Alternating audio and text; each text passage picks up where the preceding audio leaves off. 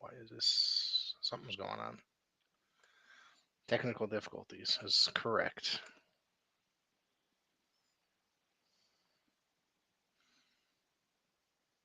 All right, I guess not. We're having a little technical difficulties tonight. Never mind the commercials. Welcome everybody to the PWZ podcast. This is Rick Del Santo. Joining me as always. Well, not as always. It's been 7 months. And it's been way too long since this guy's been here. So we're trying to rectify that tonight. Here is the Guardian of Chaos, Big Daddy. What is going on, man? Well, I'm down here in the bunker, Professor. Thanks for having me on. It's been quite some time, 7 months. So it's good to be live here on YouTube and on the PWZ. I was originally up in Chaos Lounge. Little knee problems. I got a double ice pack on, so we had to rush down here. We're on a different camera. We have technical difficulties no matter what kind of streaming on, whether I'm on StreamYard, YouTube, it doesn't matter what show that we do. It's great to be back, Rick. So fans, thanks for being here with the professor. And if we have technical difficulties, I'm going to take the weight. And you I'm know what they still, say about that, Rick? The camera puts 10 pounds on you, Professor. It looks like it put 20 on me. we're still learning, my friend. I mean, so every time I hit a button, something else goes off, it seems. So, welcome everybody. If anybody's in the chat that you want to say hello, please say hello. If anybody's got any questions, we got a lot of stuff to talk about today. First off, there's a lot of great local stuff coming up. I've been pushing it. I usually been opening up with this stuff as of late because I really want to push this stuff. Uh, and try to get some people going to this because it's a lot of fun. Michael Kanata, Mr. Trivia, how the hell are you, sir? Thank you for tuning in on YouTube. I appreciate you tuning in. Let's see.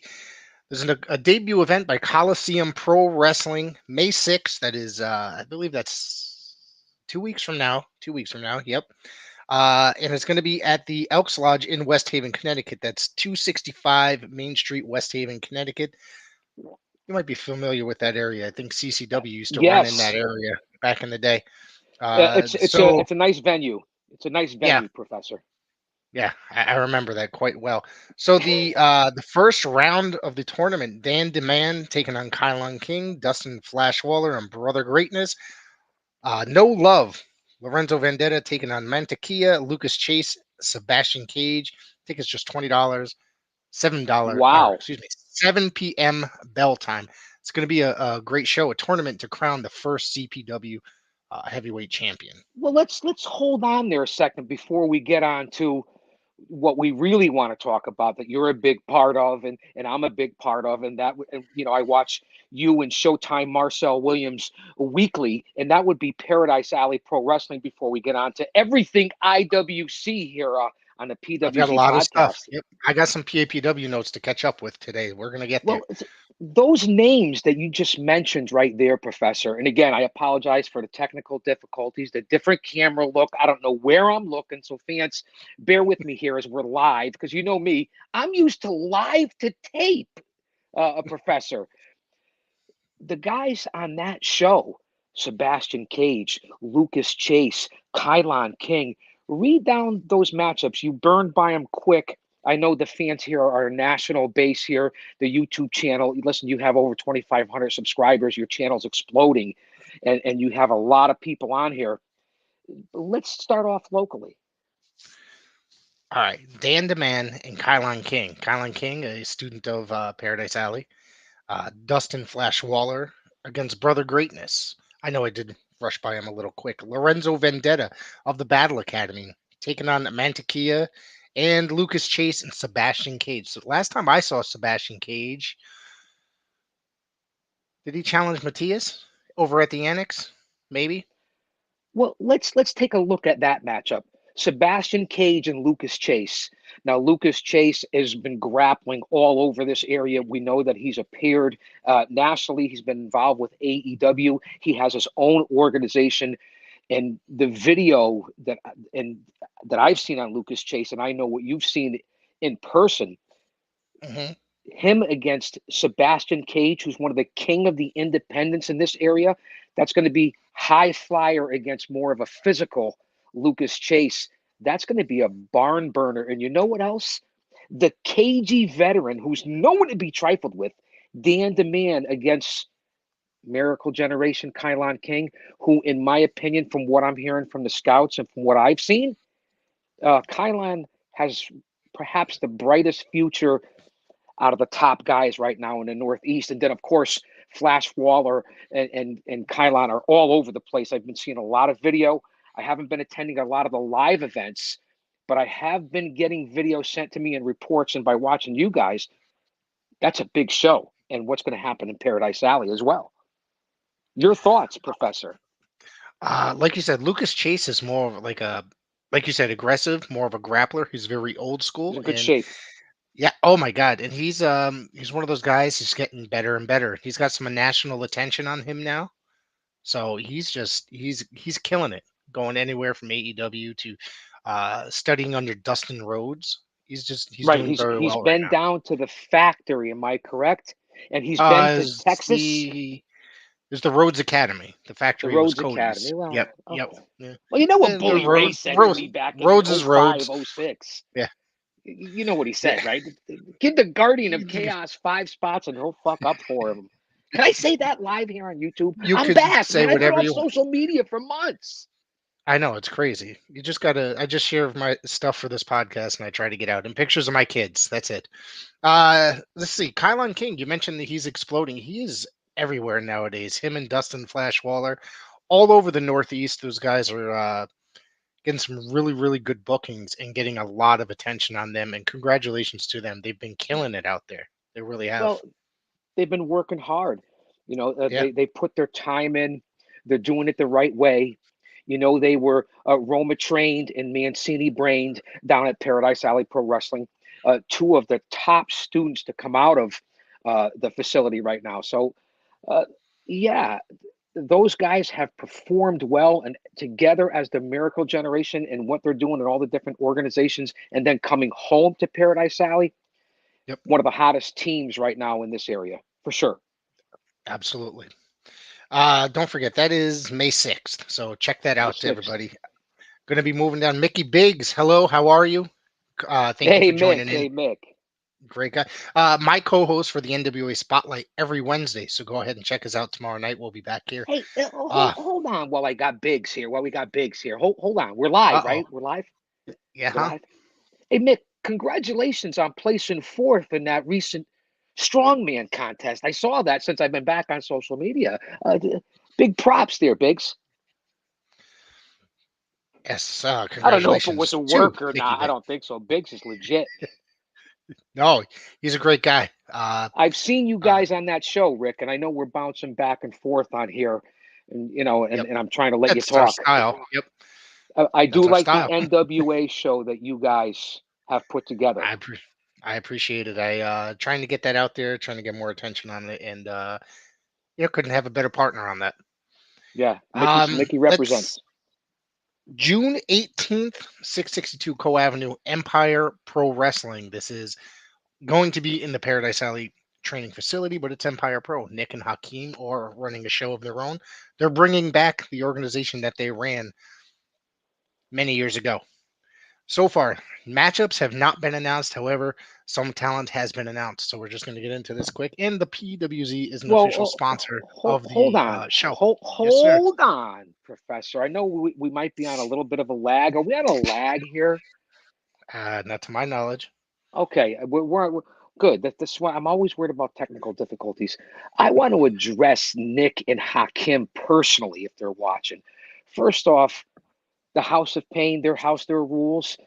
This is how you have earned your stripes in the business. Not only are they one of the most dominant tag teams in the tri-state New England Northeast area, this is where you can understand why they're such a force and how they didn't make it to the bigger titles down to the NWA and get into that tournament. Now they're also into the now it's well known that they have part booking duties in Paradise Alley Pro Wrestling in certain aspects and area, and now to run their organization and get back to Empire State because they ran that in New York, obviously the Empire Correct. State. Yep. So give Nick and Hakim credit. I know they're down with a lot of different people, guys that are veterans and they've been trained and been around for a long time. So I give the Nick and Hakim uh, a lot of respect for what they're trying to do in the business, and now they're getting into the booking and promoting side of it, and that's twice as hard as being just a current talent. Think about that, Professor. Absolutely. And PWZ is an official sponsor along with was a Smooth Lens, Caesar's photography company. So so Listen, far they've been. hold on. Yep. Caesar Vasquez, Smooth Lens. Yes, sir. Yes, I've sir. seen him at so many different live events, and I've seen his He's a work on great guy. social media. Not only is he a great guy, his work in photography and the captions and the action photos that he gets because he attends all the live events are second to none. He's done a lot of work for a lot of different organizations. So not only that, his daughter, Cece, yeah, dude, kung She's fu just fighting is like a legit martial arts badass. right. Doesn't get any better than that. Absolutely. She just won. What did she win? Came in. I'm not sure which place she came in, but she competed in the tournament and ranked very high in the Yeah, tournament. a great family man, great people, and a big Yep. part of the industry. Good people. Yeah, absolutely. I see him at a lot of shows. A lot of shows. His Um, work really, really is something. Let me adjust this for a second because I'm not right in my right mind here. Go ahead. I'm sorry, so Professor. so the What do you? talent announced for this show so far, of course, again the Cure Lucas Chase, Colossal Mike Law, and Nutrius X. They've been announcing a little bit of talent here and there. June 18th is that date. So I recommend everybody go check this out. This is going to be Two something good different. talents, two good Yeah, solid talents right yeah, there as well. yep. And we are Mike Law. I love Mike Law. I think he's a tremendous talent. Adonis, hello. Thank you for tuning in. So, Adonis, and good then of people, course man. That's a he's hardcore fan right there, Adonis. he's a menace. Good Getting people. out of here. Andy Nichols, Nutrius X is back. Correct. He is coming back for that show. Hey, Andy Nichols. Good to see you, friend. Thank you for tuning in. No, Adrian. Of course, we're going to break it down. We're going to get to next Saturday, excuse me, Paradise Alley Pro Wrestling Point Blank. Saturday, April 30th, 7 p.m., 62 Co Avenue. This is going to be a tremendous show. And I think that there's going to be a couple more announcements coming soon. But main event Professor, for yeah, the run down the card. Run down the card, Professor, absolutely please. main event for the PAPW title, champion Matthias taking on Chris Battle, Lucas Chase, and Bloodsaw. Let's not forget Lucas Chase is the Anytime Any Gold winner for this year, so he still holds that contract and he can cash it in at any time. So A, a, whether he a wins this match, four-way. yeah, whether he wins this match or loses, no matter what, he still has that contract. We have to keep that in mind. Right. Anytime, Professor, the way I see this matchup, when you're the champion and you have to defend against whether it be two or three other men in a triple threat, a fatal four-way, you could lose the belt without actually being pinned. I personally never agreed with these type of matches, but this is the trend and there's a lot on the line. So as the champion, there's twice the pressure on you. Your thoughts on that? My opinion. Like you said, cool. I'm not necessarily a fan of them either. I'm old school. I like a simple one-on-one. Um, but it's been the trend for the last like what 25 years since But 1995, do you something to that understand where I'm 96. coming from? Absolutely, This is not a I'm not a question. particular fan of it either. It's not a I'm not question of old school or new right. school. I like six-man tags. I like three-ways. I like gauntlet matches. There's a Yeah, place in this business for all of them.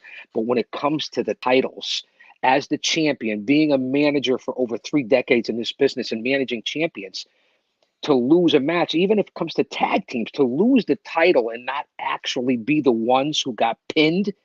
I mean, to me, that's a bunch of bullshit. yes, absolutely. I do Can I believe say that. that on here? On this, You can say see if whatever I. you want. This is not a censored show by any means. Yeah, but when I cuss, Professor, I have to donate money to my granddaughter. Every time I cuss, I'm not allowed to cuss. I have to donate money. So now that'll be $5 right there. So let's keep track of that. If you have a counter on the side, This is my. I've been on StreamYard. I'm not sure if I'm liking this StreamYard. They say it puts Uh, 5 or 10 pounds on you. Look what's going on here. We used to do this on Zoom or something, right? You become all big we time now, use yeah, we 2,500 use Skype. subscribers. Yeah. Now I'm doing it live. Yes. So if it's not Matthias, I'd have to go with Lucas Chase. I'd be surprised if Chris Battle.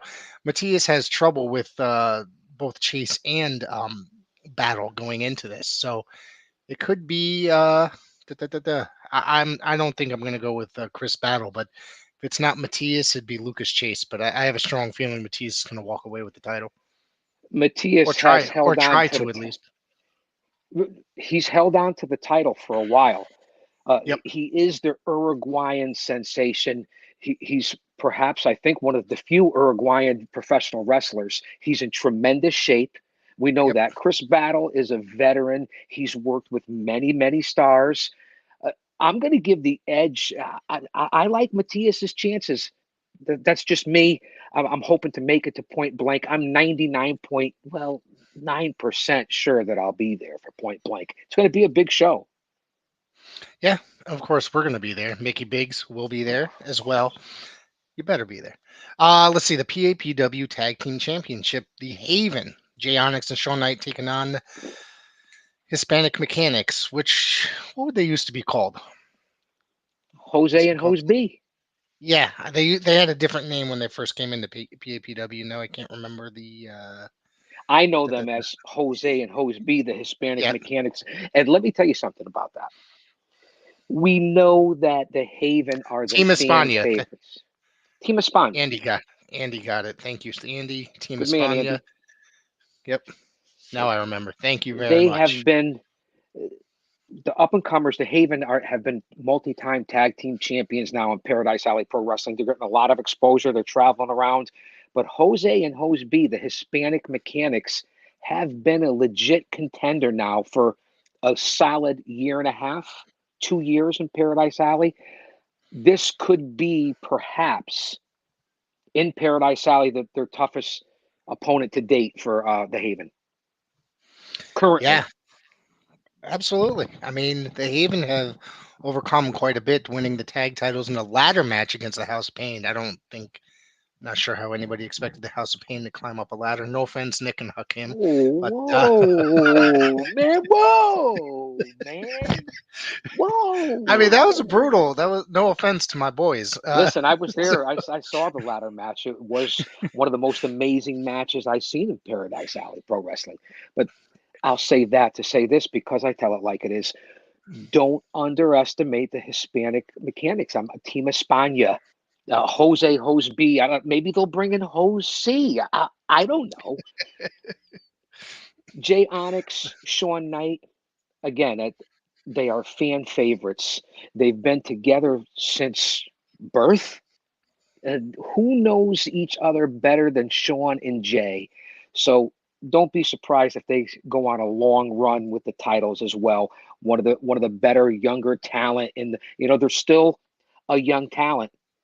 The sky is limitless. Let's see what happens here at Point Blank. It's going to be interesting locally here in the tri-state New England Northeast area. There is so much going on, Rick, and I'm professor, if you will, and I'm hoping that we cover it.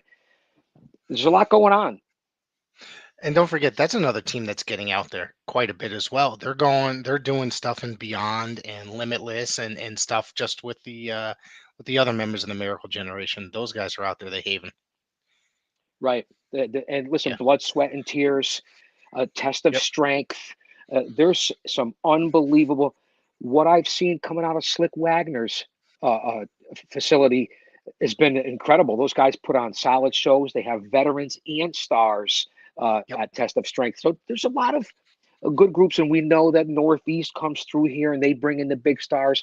And then the guys here, the young talent that have been Roma trained, Mancini brained, and other schools and areas around here, whether it be Slick School, even the Dudleys, they get to put people out into the independent circuit, and then everybody wins. Look at all the stuff that's going on in Massachusetts. I'll talk about New World Wrestling Extreme. I saw you and Bull Dread last night on your show talking about that. And that was an excellent conversation last night. Like I said, I enjoyed that. It's good Yeah. to see Dredd. He's been around for a while, and I've said this before. And we're getting off track here about veterans and stuff like that. When you get 20 It's years in okay. the business, work smart. You don't have to work hard. Stay in your wheelhouse. I've said it to, not that they needed my advice, but listen, I've consulted with them all. But I've said to Zombie, I've said to Dredd, I've said to many others, Kenny Roberts, I've said to Big Jim Anderson in the past, God rest his soul, Big Jim. I think about you every time, Jim. Every video that I do, I think about Big Jim when I see a clothesline. You work smart. You do tag teams. You do. They want to call them trios now. It's a fucking 6-man tag team match. Okay, instead of this That's trio something. stuff. Yes. Yeah. Okay, Well, they're trying to you be work fancy like with a lot of that. stuff like that. You could Yeah. work the indies, and you can work 20 or 25 years, 30 years in this business. What I see in today's current product, and I'll include guys like Flash Waller, Kylon King, The Haven, uh, the Battle Academy, different folks that have come out of Paradise Alley and that are locally out of the other schools, Zachariah Gibbs and guys that I know well and that I've seen, and there's plenty of other names that I'm missing. It's not easy out there on independence, and you're coming out right now. There's no better time to be able to get out and get work right now if you're a talent. I said it in the chat room last night talking to you and Dredd. So you work smart. Who knows the kind of bumps these kids take? And I'm talking about guys like the Miracle Generation. I love them, but are you going to last 20 or 25 years in this business like that? I think guys like, and no offense to him, I think he's a tremendous performer. Guys like Flash, who's doing some of those maneuvers. He's a great talent, like I said, but I mean, you remember Spider Dan Quirk, what happened to him, correct? Yeah, I As believe you well, worked that show. yes. Something, anything like that, falling straight on his head on a hardwood floor in a gymnasium, and he's no longer with us today. That's I what was you got to not think at about. that show. You were not Uh, working that show. I was not at that show. I believe I was working a Northeast show for Mike Okay. Lombardi that weekend.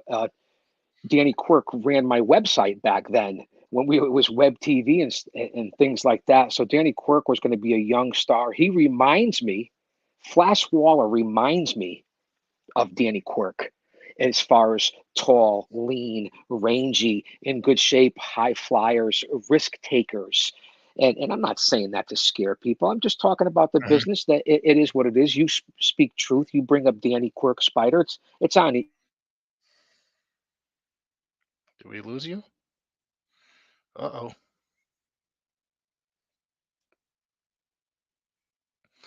I think we lost the Guardian of Chaos. I think we lost him. Is he having an outage? There you are. Can you hear me? I think I'm here again. We're Okay. down in the bunker. Do you understand what goes down here?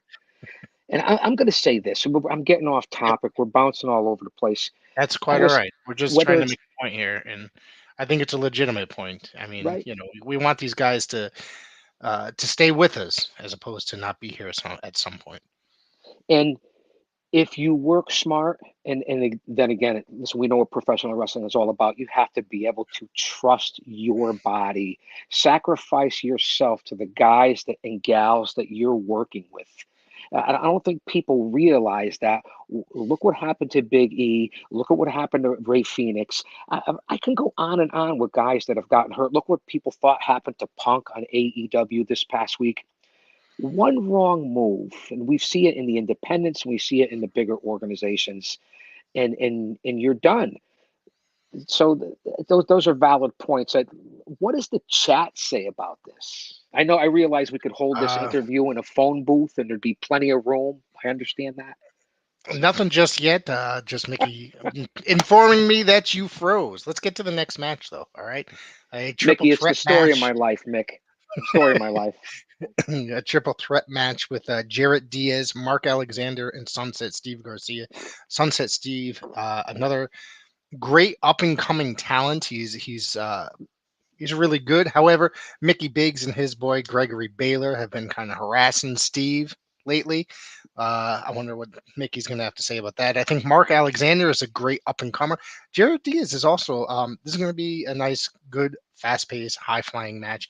However, like you said, these guys got to be careful. I think this is going Well, to be a really hold like a on there, really Professor. good match here. Yes, yes, Hold yes. on, Am I Professor. moving too quick for you? Well, I might be in a lag here. Who knows? But did you have coffee or something like that? I never I'm the drink one soda. drinking the Red Bull. I never drink soda anymore. Jarrett Diaz, I've had the pleasure to see him live, and I've called his matches. Is he like a Barstool Sports media type athlete or something like that? I'm not He necessarily sure. I heard he's he was an employee for the E. That's what I've heard. I don't know if that was well, true or he's not. a good athlete. Uh, Yep. Other grapplers that you were talking about in that match, Professor Jarrett, Mark Alexander, who Mark is Alexander, a I don't know a lot about. Greg he is Baylor, a go ahead, I'm Mark sorry. Alexander. Nope, Mark Alexander is a student of Slick Wagner Brown at the Texas Strength School. Very good So I know young he's up and solid then. comer. I know he's a solid He's very worker. good. He's only I don't know if he's more than a year in. Um, and Sunset Steve Garcia, who is a really good up and comer Well, as well. of course, I know Sunset Steve. I've seen him many times at Paradise Alley, and to me, in my opinion, from what I've seen, not only live but from what I've seen in person calling some of his matches as well. Sunset Steve has advanced very rapidly in this business, and I think he's got a bright future. I've seen some of his work. He's getting out there now. And these guys, if, as long as they continue to get down to the facility, they get down to the school, they go wherever it is they're being trained. Again, if they come out of Slick Wagner's, I know they're solid. If they come out of where Justin Flores is Lucas Chase guys are training. I know that they're solid. They come out of the Paradise 4 and Paradise Alley. I don't have to say any more. You know they're solid. So as long as they're coming out of those schools, I know that they're solid workers. The Greg Baylor kid, very, very green, but I'm hearing good things. I've seen some good things on social media. And that's three out of the four. Who was the fourth guy in that matchup? That's it. Just a three-way. I'm going to put this back up on the Three-way. screen. Mickey Biggs is saying I that can't read that. I that can't read that. well, I'll read it to you. That the next PAPW champion is gorgeous Greg Baylor. I have a hard time believing that, Mickey. No offense. Well, Well, yeah, I'm not saying he's the next champion, Mick. Cut me, Mick. Uh, Baylor is, I think he's a solid up and comer. Listen, the kid's green, but he's in good shape. He's got hmm the attitude. And if he continues to train, there's no limits right now because, again, I've said this many times in different chats and in different interviews that I've been blessed to do. Uh, there's no better time right now to be in this business.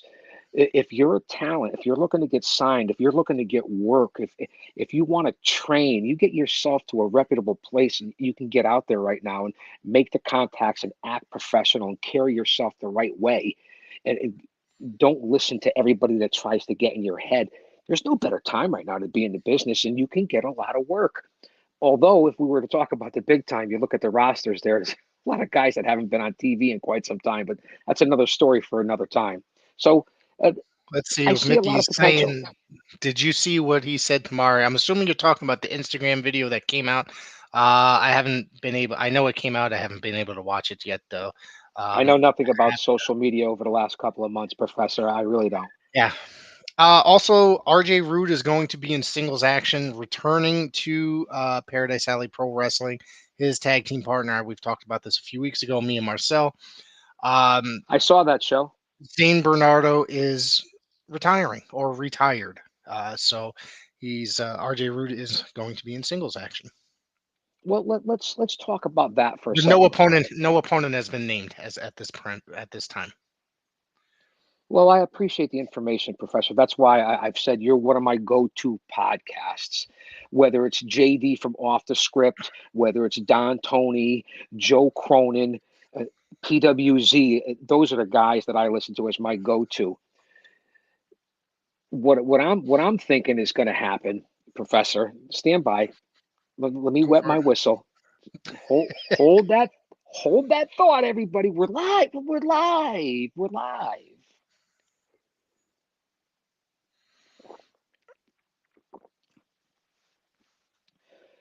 What we were talking about. RJ, Zane R, Bernardo. RG I Rude, Zane Bernardo retiring. Zane Yep. Bernardo retired. I saw that someone had sent me something via text. I was lucky enough to call Zane and RJ Rude's matches. They were in Paradise Alley as youngsters. They were punk rock kids. They grew up together. They were like what I would say an older version of the Haven, or the Haven's a newer version of what Zane Bernardo and RJ Rude are. RJ Rude is in incredible shape. He's an all-around entertainer, not only a grappler. He's well educated, well versed, and the guy's in a rock band. So Hmm. for him to come home is big. Zane Bernardo, I want to give him all props. That young man really went far in this business. They traveled all over the globe. They were in there with some unbelievable talent. So RJ coming back to Paradise Alley, that could be a future champion in PAPW again.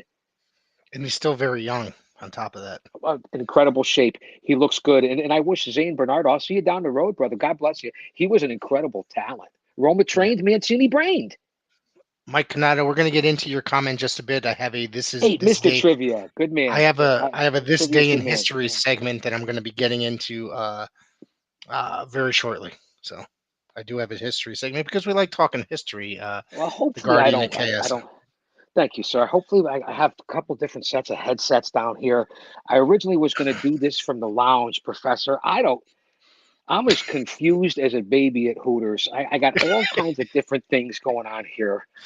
I'm really discombobulated. Go ahead, Professor. I think this is somewhat big news. At least it's big for me. This next segment I'm going to be. Kushida is gone from WWE. Well, hold on. Wait. We're live, right? We're just transitioning right from the local. Yeah, I we're know done with the locals. We're done with the local stuff. There's nothing else to talk listen, about. We covered it all.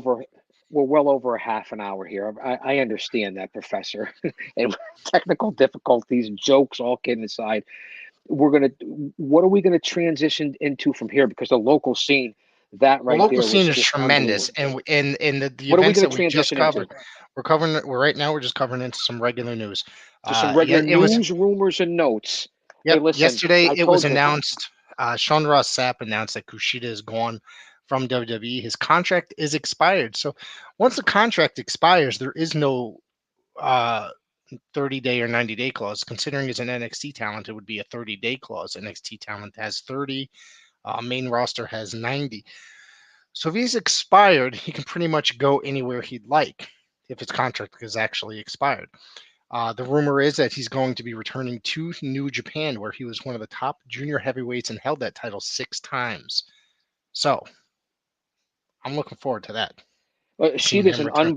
an unbelievable talent. So Yeah. wherever they end up, Sheeta was unbelievable. New Japan is, speaking of that. If the big thing coming out of around rumors and notes, the injury to, was it Otani, the spinal injury that happened over there within the last 24 to 48 hours. Otani Yes. had an He didn't he unbelievable land injury. through a brain buster. Is that correct? And then Correct. yeah. I apologize that we jumped off the subject of No, that's Ishii. okay.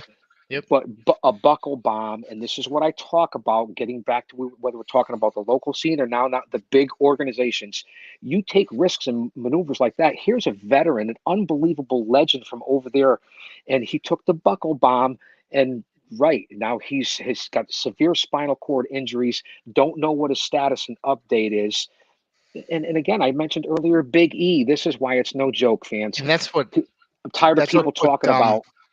Go ahead. I Go ahead. apologize. I'm I'm sorry. getting off on a No, and tangent. that's what put Sting out of action for a while too. When Seth Rollins did that to him, threw him into the buckle, and Right. yeah, Injuries are no joke. We know it at the local level, and we know it at the at any level. So that's a perfect example of what we were talking about. So I'm glad we got a chance to address that. I had notes somewhere, and I ended up with Nick Payne is in the chat. What is happening, Grumpy Nick? Cat. How are you, Nick? We just got finished up wrapping up the Connecticut area segment. We talked about Empire Pro for quite a bit. So happy to have you here, sir. A big props to Nick Payne, the House of Pain, and I'm looking forward to Empire State, and I wish them all the best. That might be my headsets to have Nick here. HOP, their house, their rules right now here on the PWZ podcast. Yep. Rick, am I still coming in good here, Professor? You're coming in good. Am I coming in okay? Because I got a temporary Can I headset. just tell you? Can I just tell you Yeah, this, Rick? All kidding aside, man, it's been a long time since I've been back on. You look tremendous, man. You look marvelous. I'm getting fatter. I mean, but thank you. Listen, you're preaching to the choir. At least you have like a green screen, and that's why I say when you come to my channel, it's raw, it's unique, it's unedited, it's unscripted, it's a one-man show, it's reality show, it's reality TV. What you have done to transform your podcast and what you do to help out wrestling organizations, especially with Paradise Alley Pro Wrestling, and then your show, Showtime, and what you've done on your own has been an incredible channel. So I can appreciate the graphics, the bells and the whistles, and putting the time and effort. It shows your professionalism and dedication and what you're trying to present in your product. With me, I have so many sources that I have to outsource my sources. So I'll keep it raw and unique, one man, and that's doing this is a lot of fun for us.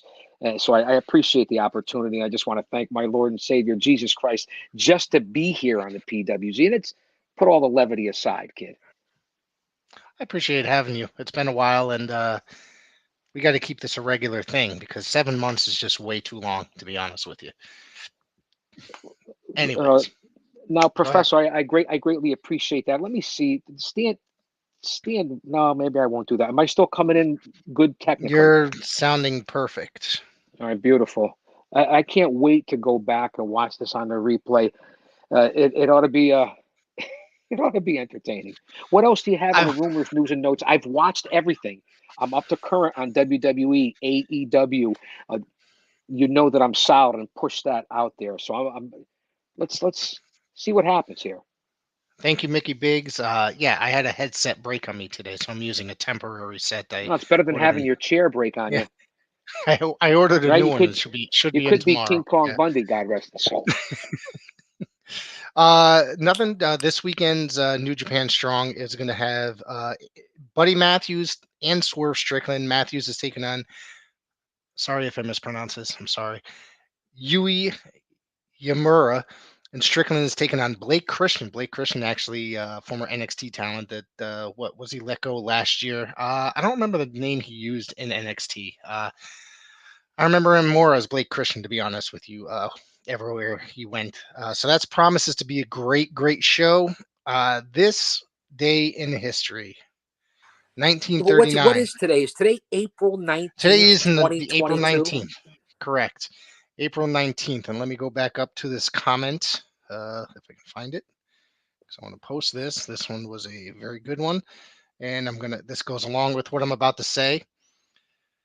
Happy birthday to Ox Baker. Mike Kanata says, I want to say happy birthday, excuse me, to my good friend, the fantastic Ox Baker. May he rest in peace. So the legendary Ox Baker was born on this day. And let's not forget he was also in Escape from New York with Kurt Russell. Well, Professor, I can't believe, to be quite honest, had I had known that Mr. Trivia, who's a legend in the broadcast industry, he's been around for a long time, and as a super fan and so on and so forth, I respect Mr. Trivia. You held on to that question for that long when it was about Ox Baker. I had a chance to work with Ox Baker several times. You talk about Escape from New York. You talk about legendary matches.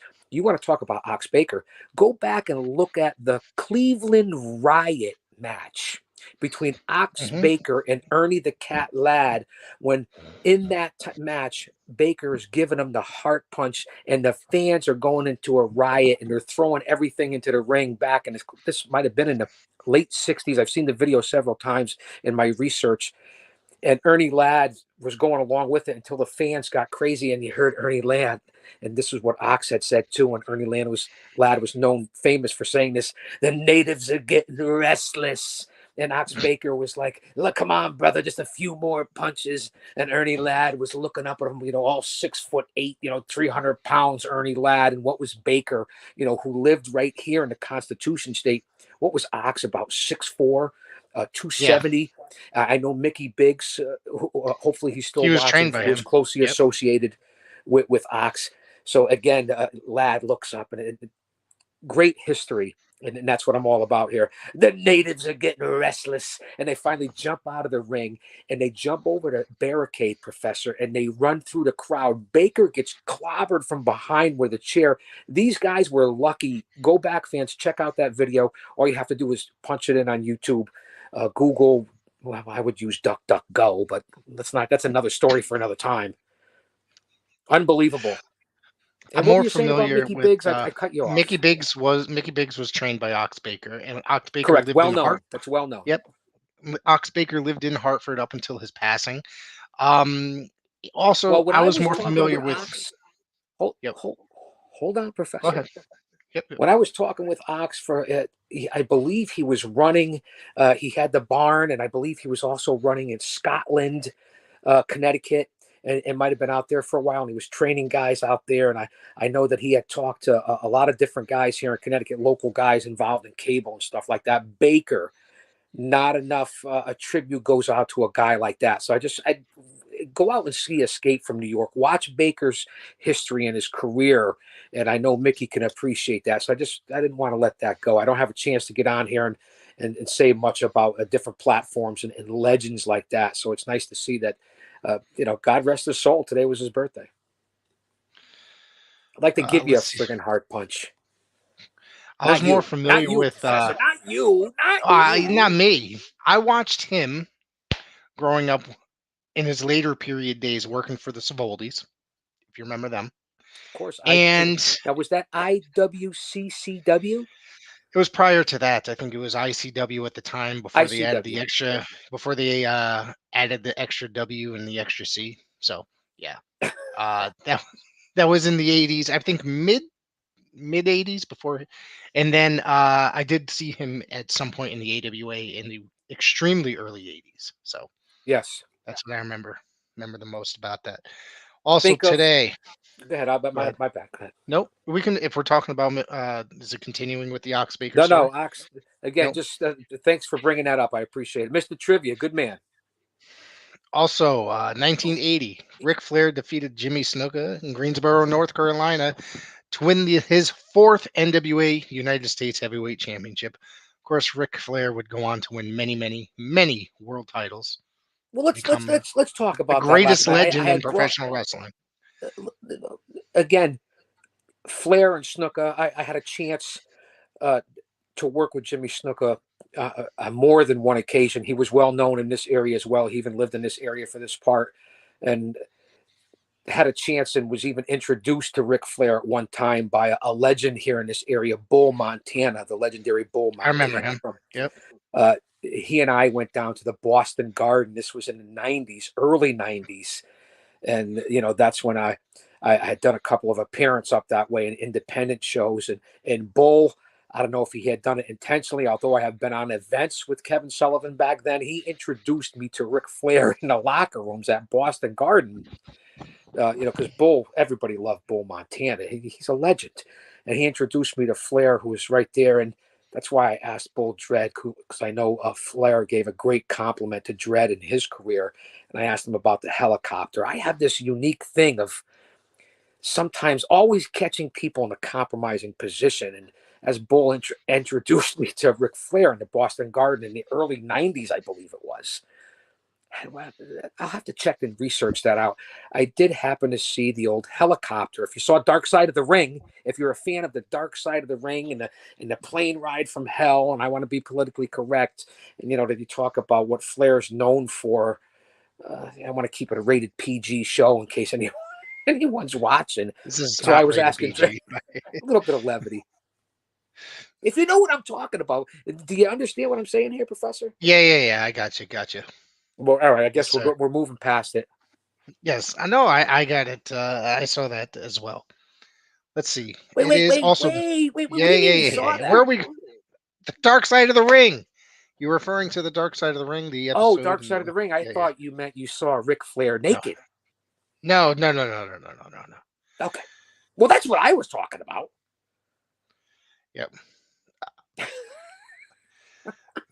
No, we did not talk about the show at the Cadillac Ranch yet. No details outside of the date and venue have come out yet. So You are right Paradise. about that. But Yeah. here's what I can say, Professor. Here's what I can say. So that's why I'm glad you got me on here to throw out some news and notes. I appreciate it. June 29th at Yep. the legendary Cadillac Ranch, it's Armageddon in Paradise Alley Pro Wrestling. That's the name of the show.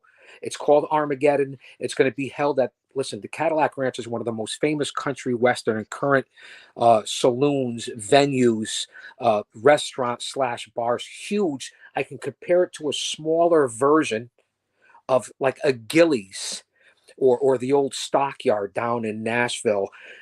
Smaller, but you understand. I've performed there many times. Jason Knight and Assault Pro Wrestling had run there, Acid Pro.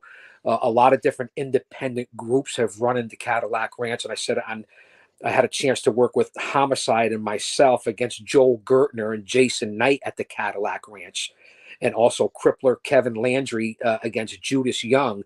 So very familiar with that venue. What Mario Mancini and Paradise Alley and Paul Roma and Paul Perez and Big Steve Tracy are bringing to the Cadillac Ranch on June 29th. Armageddon, how apropos is that in the times we're living in here in 2022? It's going to be an amazing event. It's going to be a show that you have never seen before from Paradise Alley Pro Wrestling.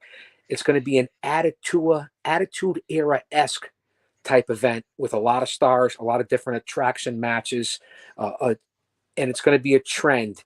And what I have heard coming down, fans, you're not going to want to miss June 29th at the Cadillac Ranch. I know I'm going on about this, and I haven't heard of any big matches, but I do know that. I've heard of some of the talent being brought in, but I have no matches have yet been announced. Well, let's briefly listen. I know we're a ways away. We got Point Blank coming up. That's the big show for Paradise Alley Pro Wrestling. We covered it a little while ago. We're on to the big time. But I know we're trying to bounce all over here with news. Quickly run some names out for that Cadillac Ranch show. I know we're way ahead of ourselves. You don't have to go too so crazy. far, I I heard appreciate Kevin Sullivan, which I'm very excited about. Kevin Sullivan, just incredible. Andrew Another Anderson, legend, area guy, yeah. Incredible man, just incredible. Andrew Anderson. Let's see what else. Another I'm going legend, off the top of my. the Purple Haze, Andrew Anderson. He is now the Purple Haze, Andrew Anderson, and I believe Kevin Sullivan is his manager. So he is basically he's the newer version of, say, where Mark Lewin was as the Purple Haze Maniac. Mark Lewin. Okay. If you remember, God, Mark Lewin was an incredible talent. Maniac Mark Lewin. He really was. He was an incredible wrestler. Well, I hope we can go off on a tangent here. I realize this Of course we can. I realize this is the PWZ network, and whenever I come on here, this always happens. I feel like when I talk to you, Professor, and I said it to my wife earlier.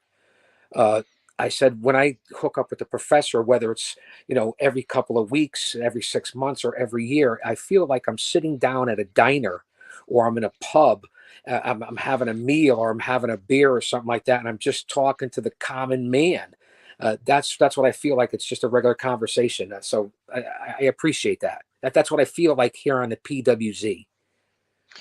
I believe there are more talents that are named that have not been mentioned. I believe Holiday is going to be a part of it. I believe JT Dunn is going to be a part of it. Outside of that, I don't. Oh, Bull Dread, of course. I don't know how we mentioned that last night. That should be quite the show. I'm looking forward to it. As we get more details, we will, in facts. That's going to be one not to miss. And again, 21 and over. Well, I was going to say that 21 and Sorry. over. It's legendary on the main artery in the Northeast area here in New England area. Not only that, you talk about Andrew Anderson being the Purple Haze, and with Kevin Sullivan, you go back to that time where it all started in Florida Championship Wrestling with Nancy Woman at the time, and Maniac Mark Lewin and Bob Roop, who was Mucka Singh, and Yes. Mark Lewin was the Purple Haze, and you remember him coming up out of the ocean there and the beach down there in Florida, and what Sullivan, carrying the snake and the whole satanic thing back then really pushed the envelope and set up a lot of things moving forward. So for them to be there, and you look back at that history, I want fans to go back and look at those videos from then. This man's going to be here for Paradise Alley Pro Wrestling. That's what's happening at Armageddon on June 29th. Is that a Wednesday night, 21 and over? It's a Wednesday night, and I believe Wow. one of Paradise Alley's shows, I believe they have Power Play just a few days before at the Well, facility. and here's what It's I a do know, busy because month for them. my apologies, Professor, because My I'll apologies. cut you off Sorry. all day. Yeah. I'll cut you off all night. You know that my good friend is Mario Mancini. Yep. One thing I do know about Armageddon, this is what makes it such a monster show. Not only the talent, it's going to be on Fight TV. You do realize that, right? I know we're here on Yes. YouTube. You know, I know we're rambling on here. We've jumped all over the place. We're coming up on probably at least 50 minutes, maybe an hour. But this is going to be on Fight TV. The last time we were on Fight TV was Rumble in Paradise, which was our debut with my broadcast partner, and he's going on to big things. I see him on all the Alley Fights videos, and I know we jumped back here to the local scene, so I apologize. Talking Tommy Saban. I hope Tommy sees the replay or is watching live. Talking Tommy Saban is the future of the broadcast sports journalist industry. A big props to Tommy Saban. Absolutely. He's Just now wanted to calling throw that out baseball. He's now calling baseball for his college team. So congrats to him. He's very excited about that. there. Now, you've interviewed Tommy before as a one-on-one. You've had him on here. I know you have a big lineup this week. You had Bull Dread last night. I'm blessed to be on here tonight and humbled by that. Tomorrow night, I believe you have a young stud, a stallion, if you will, Mr. MIT, That's Octavius Yep, that's 2 weeks from. Tavis, Mr. Tavis. Yeah, it's 2 weeks from today. I'm 2 gonna weeks. have. Yep, 2 weeks from today. That is May 2nd. And don't forget, next Tuesday I have Sunset Steve Garcia. So I want everybody to check that. Another young star out of Paradise Alley Pro Wrestling. And I'm going to go back and cut me There's off a if you message want, here. Professor. There's a message here for you before you get into that. Nick Payne wants to know, when are we getting GOC back on commentary? Oh, look, Nick is a good-looking guy. He has one of the most amazing beards I've ever seen on a talent. You know, a lot of people have unbelievable beards, whether it's Eric Rowan or whether it's someone like Braun Strowman, whether it's someone like the late, great Brody Lee. Nick Payne has what kind of beard wax do you think he uses? Of Paradise Alley Pro Wrestling, to answer your question, is my home, and of course I'll be back. I'm going to be there for Point Blank. We have to remember something. I know there's transitions, and I know Talking Tommy has taken over and done the alley fights in certain shows, and it's in great hands. Chaos is going nowhere. Paradise Alley Pro Wrestling is my home. Of course I'm going to be back, and we're even talking about, and I know there was some talk, and I've seen some video, and I saw you do it too, Professor. I've heard it. Some studio voiceover work is also something that I thought was what you guys were doing was fantastic. The production and what's going on down there at the facility and where PAPW is running at its home in 662 Co Avenue in East Haven, Connecticut. It really has been unbelievable. I miss the bigger venues. That's why Cadillac Ranch is going to be unbelievable.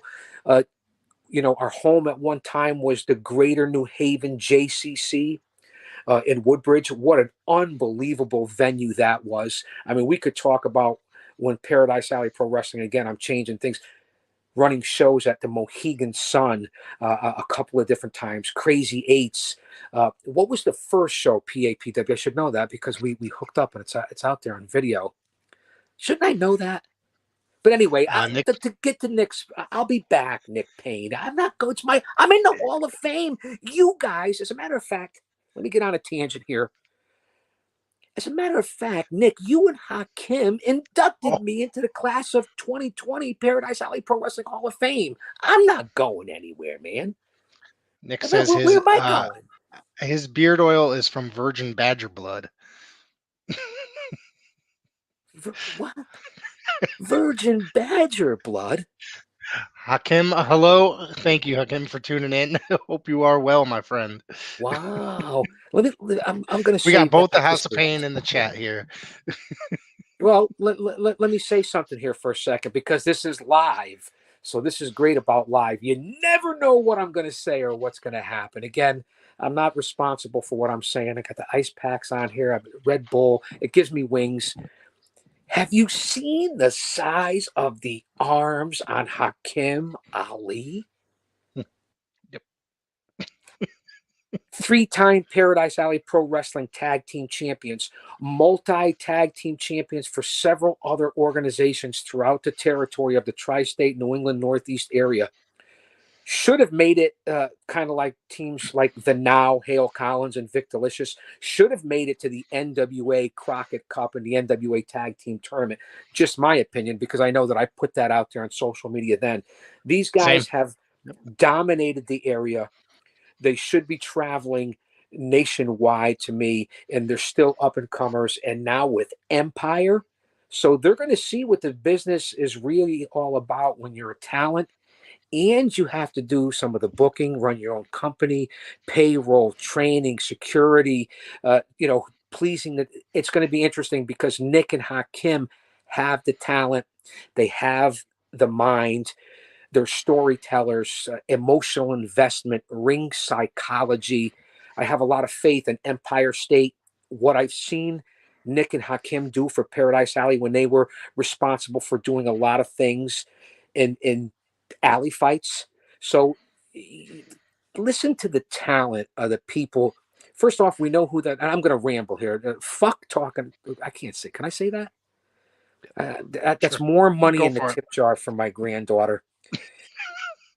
Man, I'm going to owe a lot of money. Hopefully it gets this. I don't want her to go to college. I want to go to a trade school. Anyway, that's another story for another time. Follow my channel.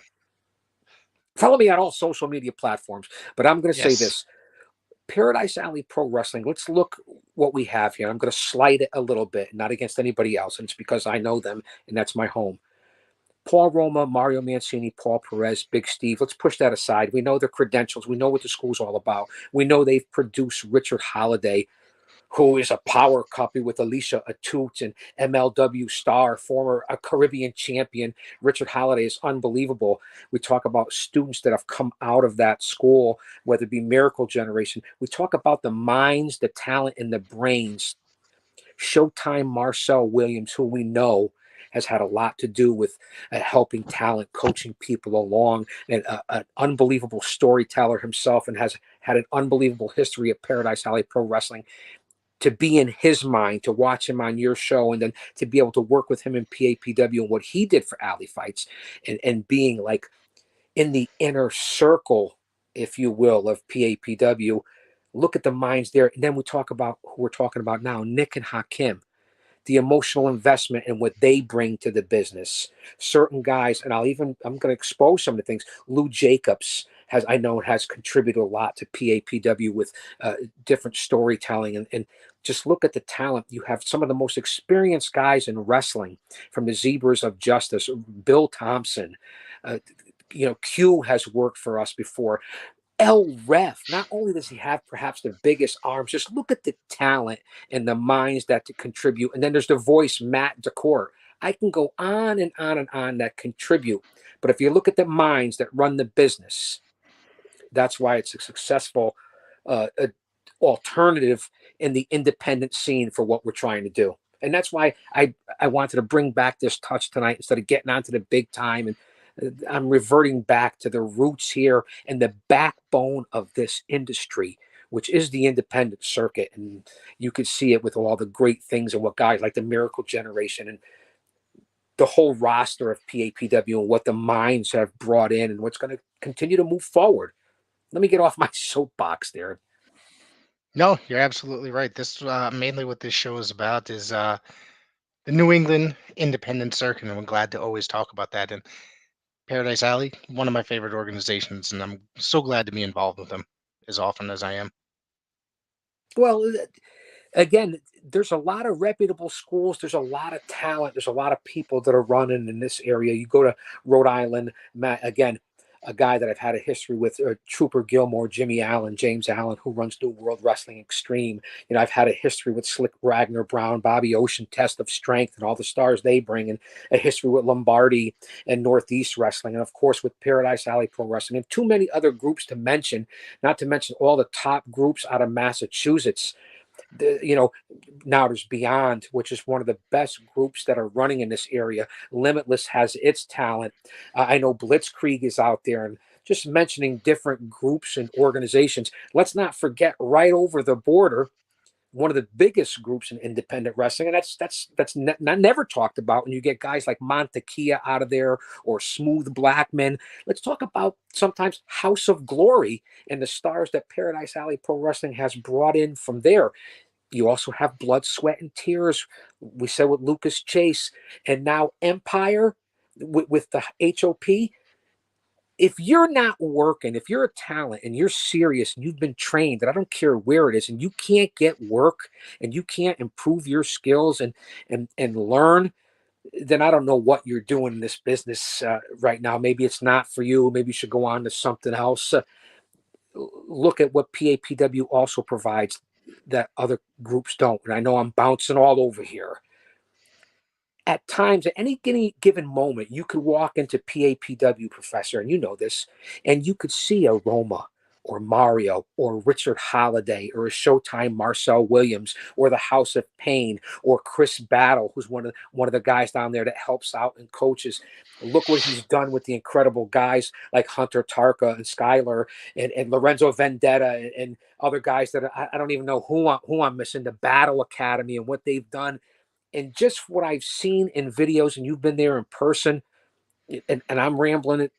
Give me your thoughts on the young talent and what you see going forward with PAPW. I don't want to talk about AEW, New Japan, NWA. Some of these kids coming out of there these days. The Battle Academy, I think. There's Hunter. Did I miss Jake Hunter? Is that who I missed? Jake Lynn. Jake Lynn. How could I miss him? He's like a giant. Jake Lynn, Hunter Tarka, Lorenzo Vendetta, and I see that Skylar is back. She came back over the weekend. Was that last Friday? Now is it Skylar Gray? Yeah. Yep. Okay, well, listen, sometimes you know that I have the brain of a dehydrated BB. I have amnesia and deja vu at the same time. I think I've forgotten this before. I think some of the young talent they've got some of the best in the New England area, to be honest with you. Look at these kids like Lorenzo, a good up-and-comer. Hunter is actually a tremendous wrestler, has some amateur experience as well. So, and then there's guys like Sunset Steve. And then we went on a whole thing about Greg Baylor earlier. The guy could talk. He just needs to put in a little bit more work in the ring. But he also has a lot of potential as well. Oh, and again, I'm excited for RJ Rude to return. Who knows when Waves and Curls will come back? They've done a lot of great things and have been on AEW. Who knows if PAPW will ever get Bear Country back, who's moved on to certain matches at AEW. Look at the talent. They're going to bring back JT Dunn.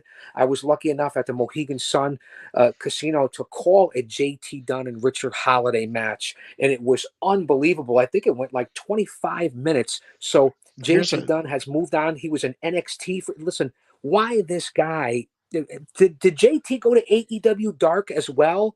He was on AEW Dark 2 times. I did see that. My knowledge, and I think he made a backstage appearance. No, here's a good. Right now, you can get on those programs. That doesn't matter. Those guys aren't any better than what some of these stars are doing on the independent circuit, because you can work anywhere. But when you get the chance to be on TV, it's all about what, Professor and fans? It's all about exposure. Yep. If you can get exposure, that makes you different than just being a solid independent wrestler, even if you're not as good. I've said that all the time. You could be, look at how long it took someone like Mello to get into who worked for PAPW at that time, who was on the same card with JT Dunn and Richard Holiday, Carmelo Hayes. Look at the guys that have gone on to do big things. Shane Swerve Strickland also worked for Paradise Alley Pro Wrestling when we did the show at the Memorial Hockey Rink. Just a different talent. Even Chris Bay, if I'm not mistaken, from Impact, had shown up at Yep. a Friday Night Alley fights. There's more talent. There's a lot of guys that I'm missing that are current too. It's There's funny no you said that. The night that he was at that show, his tryout match in Impact, Chris Bay, his tryout match for Impact aired that same night on Impact TV. and look what Lucas Chase is doing. This Yes. dude is a force to be reckoned with in Paradise Alley Pro Wrestling. He really is. And I realize we're over an hour here, Professor. I hope you listen. I'm going to be like, you want to go back to relevancy? Let's bring it back to. Did we call TBS or TNT? Tony We're good with that Khan stuff. said he wanted to have overtime, and we're going to have extended time for AEW, and everyone was like, "Oh, it's going to be a big announcement." And they went over to 10:02, and they brought some guy in from India. And don't get me wrong, I love India, although I've never been there. I have a lot of fans from India, so I get it. But so can we get some extended time like they did on AEW? Maybe we can bring in We got you covered. have somebody do a run-in here on PWZ podcast. Maybe Showtime or the House of Pain could do a run-in here on the podcast, or Talking Tommy or Mario himself, or who are the other? I don't know. Maybe who knows? This is live, man. This is live. We are, in fact, live on Impact. I mean, on StreamYard. Yeah, you made me think Impact. Did you say What? live on Impact? I did. That was the last thought of my head. Whatever. Let me ask you, what did you think of that whole Samoa Joe segment on AEW last week? I want to ask you that because I thought the whole entire thing fell flat. Well, if you listen to a lot of different people, it fell flat for a lot of different smarks and marks and dirt sheets. And yeah, it didn't give me the biggest pop. I was disappointed. You do the whole lights off, lights on thing. People want to see Bray Wyatt or somebody big, bring Miro back or something like that. I can't argue with Tony Khan and what he's doing. Go by success, and he's hitting that demographic. But to me personally, they brought this guy in, and I saw him on Rampage. Okay, and how he came out and attacked Jonathan Grisham, and then Samoa Joe came out, or was that Battle of the Belts? I'm not sure. Whatever it was, it might have been. It was one of them. It was a very busy week last week. It all melted together. Professor, I tape all the shows. I am informed. I put out a product. I watch you guys. You're one of my go-to podcasts. But anyway, he's not as immobile as people think. I thought he was pretty agile for a big man. I don't think he's really going to have an impact. I don't know what they're doing with Joe and him, but it didn't work for me. TK realizes that the sky is green. He admitted it on Busted Open Radio.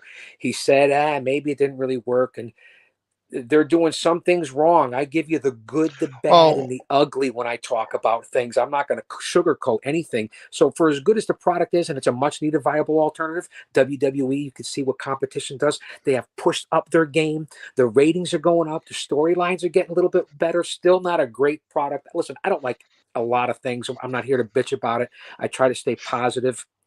But he realized he screwed up. But to have the Giant on, look what the audience, if they're entertained by it and the fans respond to it, which they didn't really, it didn't do it for me, but it's great to see Joe, isn't it? I'm not crazy. Oh yeah. What did you think of this? Let me ask you this. What did you think of this Suzuki Samoa Joe match? I heard you and Showtime break things down. That's why I wanted to do. Did you hear my rant? Because I watch you and Showtime, so I know you guys covered it, the indies, but you go basically to the big companies: WWE, AEW, NWA, Impact, MLW, New Japan, Ring of Honor. I get it, but that's why we try to cover a little bit of everything each episode, and that's good. You're putting out product. But so that's why I wanted to make this show a little bit different. I wanted to make. I'm over talking. Well, I'm happy because it's I love the area of New England, and I love independent wrestling in New England. So anytime I get a chance to talk about it, it's it makes me extremely happy. But however, that Samoa Joe, Minoru Suzuki, that was a match that I was really absolutely looking forward to, and it went about 12 minutes or so, and half the shit was through picture-in-picture. You couldn't even. I hate the picture-in-picture commercial thing. It drives me nuts. It takes away from the match entirely.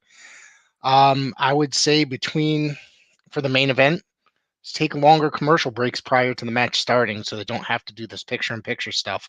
Well, that's It's my just biggest complaint, Professor. it's a That's my it biggest takes complaint. away, and they do it in just about every main event. And this is a match that a lot of people, including myself, really wanted to see. They did 9,000 fucking chops in that match. Well, I'm glad that you said that because I like getting your feedback on this. Again, I feel like we're sitting down at a diner having the happy waitress. Uh, I don't grilled cheese and tomato. You know what that is. Here's what I see. AEW's putting out a good product, and what Yeah. Suzuki and Samoa Joe did. It's old school Japanese wrestling. You're not going to do a Mhm. lot. Suzuki's smaller. He's older. It's chop, chop, chop, chop. Joe was turning pink. You're challenging the other guy. In what street fight or sports competition are you challenging somebody else to hit you or compete against you? You're trying to gain every advantage. So that stuff may work over Konnichiwa bitches over there in the land of the rising sun. And I can appreciate strong style. It was solid for me. I covered it, but let's get away and use Joe a proper way. And now you're putting Joe in a storyline with the giant El Gigante, if you will, Singh.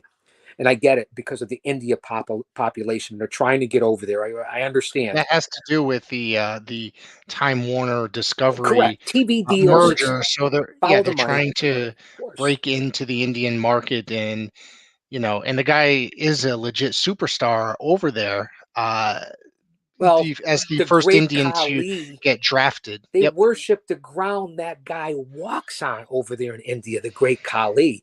And let's face it, I mean, he was a big guy, but he was no good grappler. They had No. Tiger Jeet Singh at one time, and they had some.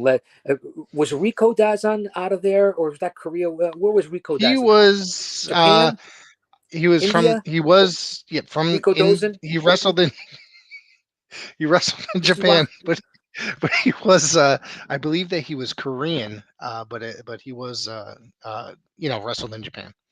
Yeah. He's That's yep. one place I never had a chance to go to. Was Japan. The culture and the wrestling over there is great, and that works over there. I'm a big New Japan follower, and I was a big fan of Giant Baba and Antonio Noki and all Japan and stuff over there. I really was, even back in the days I'd go when you had there, to yeah. I trade would. tapes. But with that Same with here. I that used to being, get the Japanese tapes from George Mayfield. Do you remember that name? you know what, my mind is like a lazy Susan. It'll come back around. He was like the Japanese specialist when it came to tape trading. He would go out there like once or twice a year, go to events and come back with a shit ton of tapes and sell them on his the Well, catalog or everybody whatnot. I know Anyways, we're wants getting to. off subject. Yeah, Well, we're getting off subject. so with that being said, and now Joe's on to let's see what happens. I've watched all the shows as you have because I heard you and Showtime talk about them. Raw and SmackDown, not as much, but I'm getting more into it because you have to provide content and information, so you have to Yeah, stay on top of it. And again, I've been a fan of Smark or Mark, whatever you want to call it, for over 50 years. I've been in this business as a pro wrestling manager for over 3 decades. I do this as a stress reliever and try to push out product and to interact with people and to give back. And we have a lot of fun with it. We talk about this personally all the time, besides being here on your show. Uh, this is what we do, and it's a lot of fun. And we can talk about history. We can do all kinds of different things. And in this day and age, and in this world, in all honesty, this is what we need. With not only do we do we have to pray to the big man, but this is what we need to give back for entertainment and to provide a distraction for not only us but for the fans. And it's good sports entertainment along with the physicality and the emotional investment. And again, I'll say it, I'm rambling. No better time to be in the business. there's no better time to be a fan. All the options, and I think I brought this up. Was it yesterday or maybe last week that if you remember prior to the pandemic, the independents were exploding legitimately. You could watch any now, seeing that since the pandemic, and now I guess we're living in a sort of post-pandemic world. There's wrestling on just about I don't know about every. that. I don't know. It'll never be Sort of, approached. sort of. Now, I didn't This say is never entirely. going away.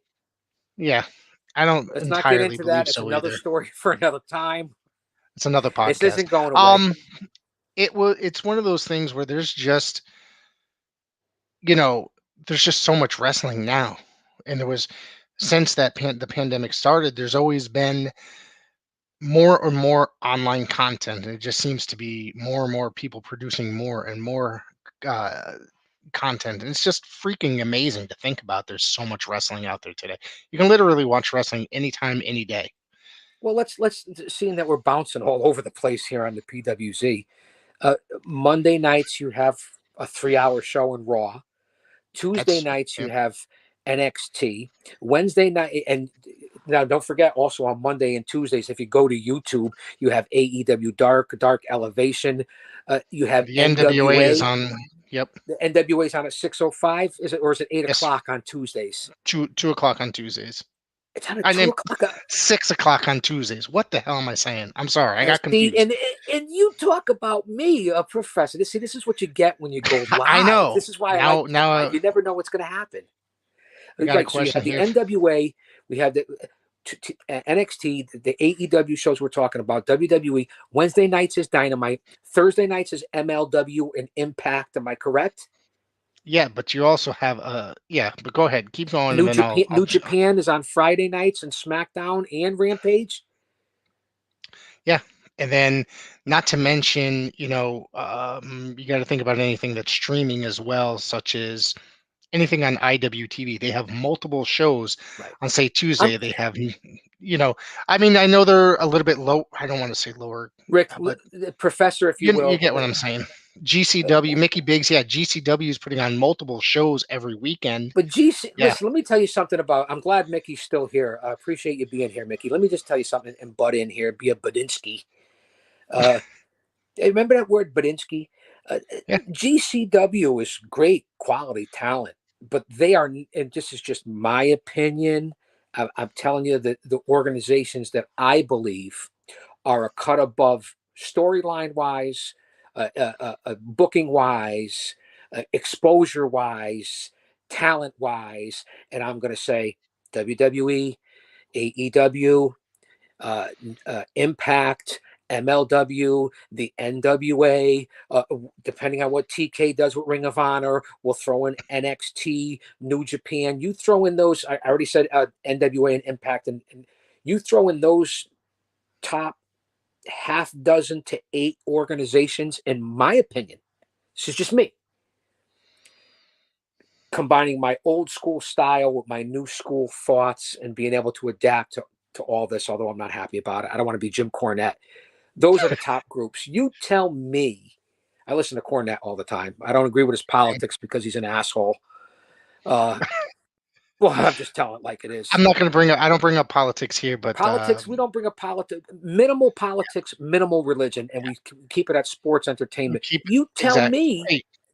Tell me, and put this out there in the chat, Professor. You give me your top half dozen or maybe 8 organizations, and I'll put GCWs in the top 10 in the country, the world. And I don't want to bring in AAA and CMLL and Crash and Noah. I'm not going to bring in those. I'm going to bring them. Give me your top half dozen, if you will. I feel like I'm running an interview here. It's always happens. No, you're good. No, you're good, man, because that's what being a part of this show is about. So let's have a conversation, man. Exactly, man. So my personal favorite half a dozen programs. No, give me your top organ. Listen, we're in 2022 here.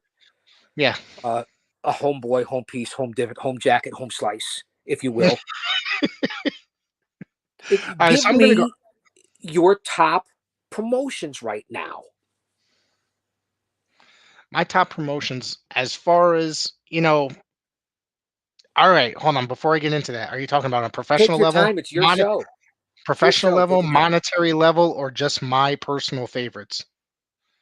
As far as that goes.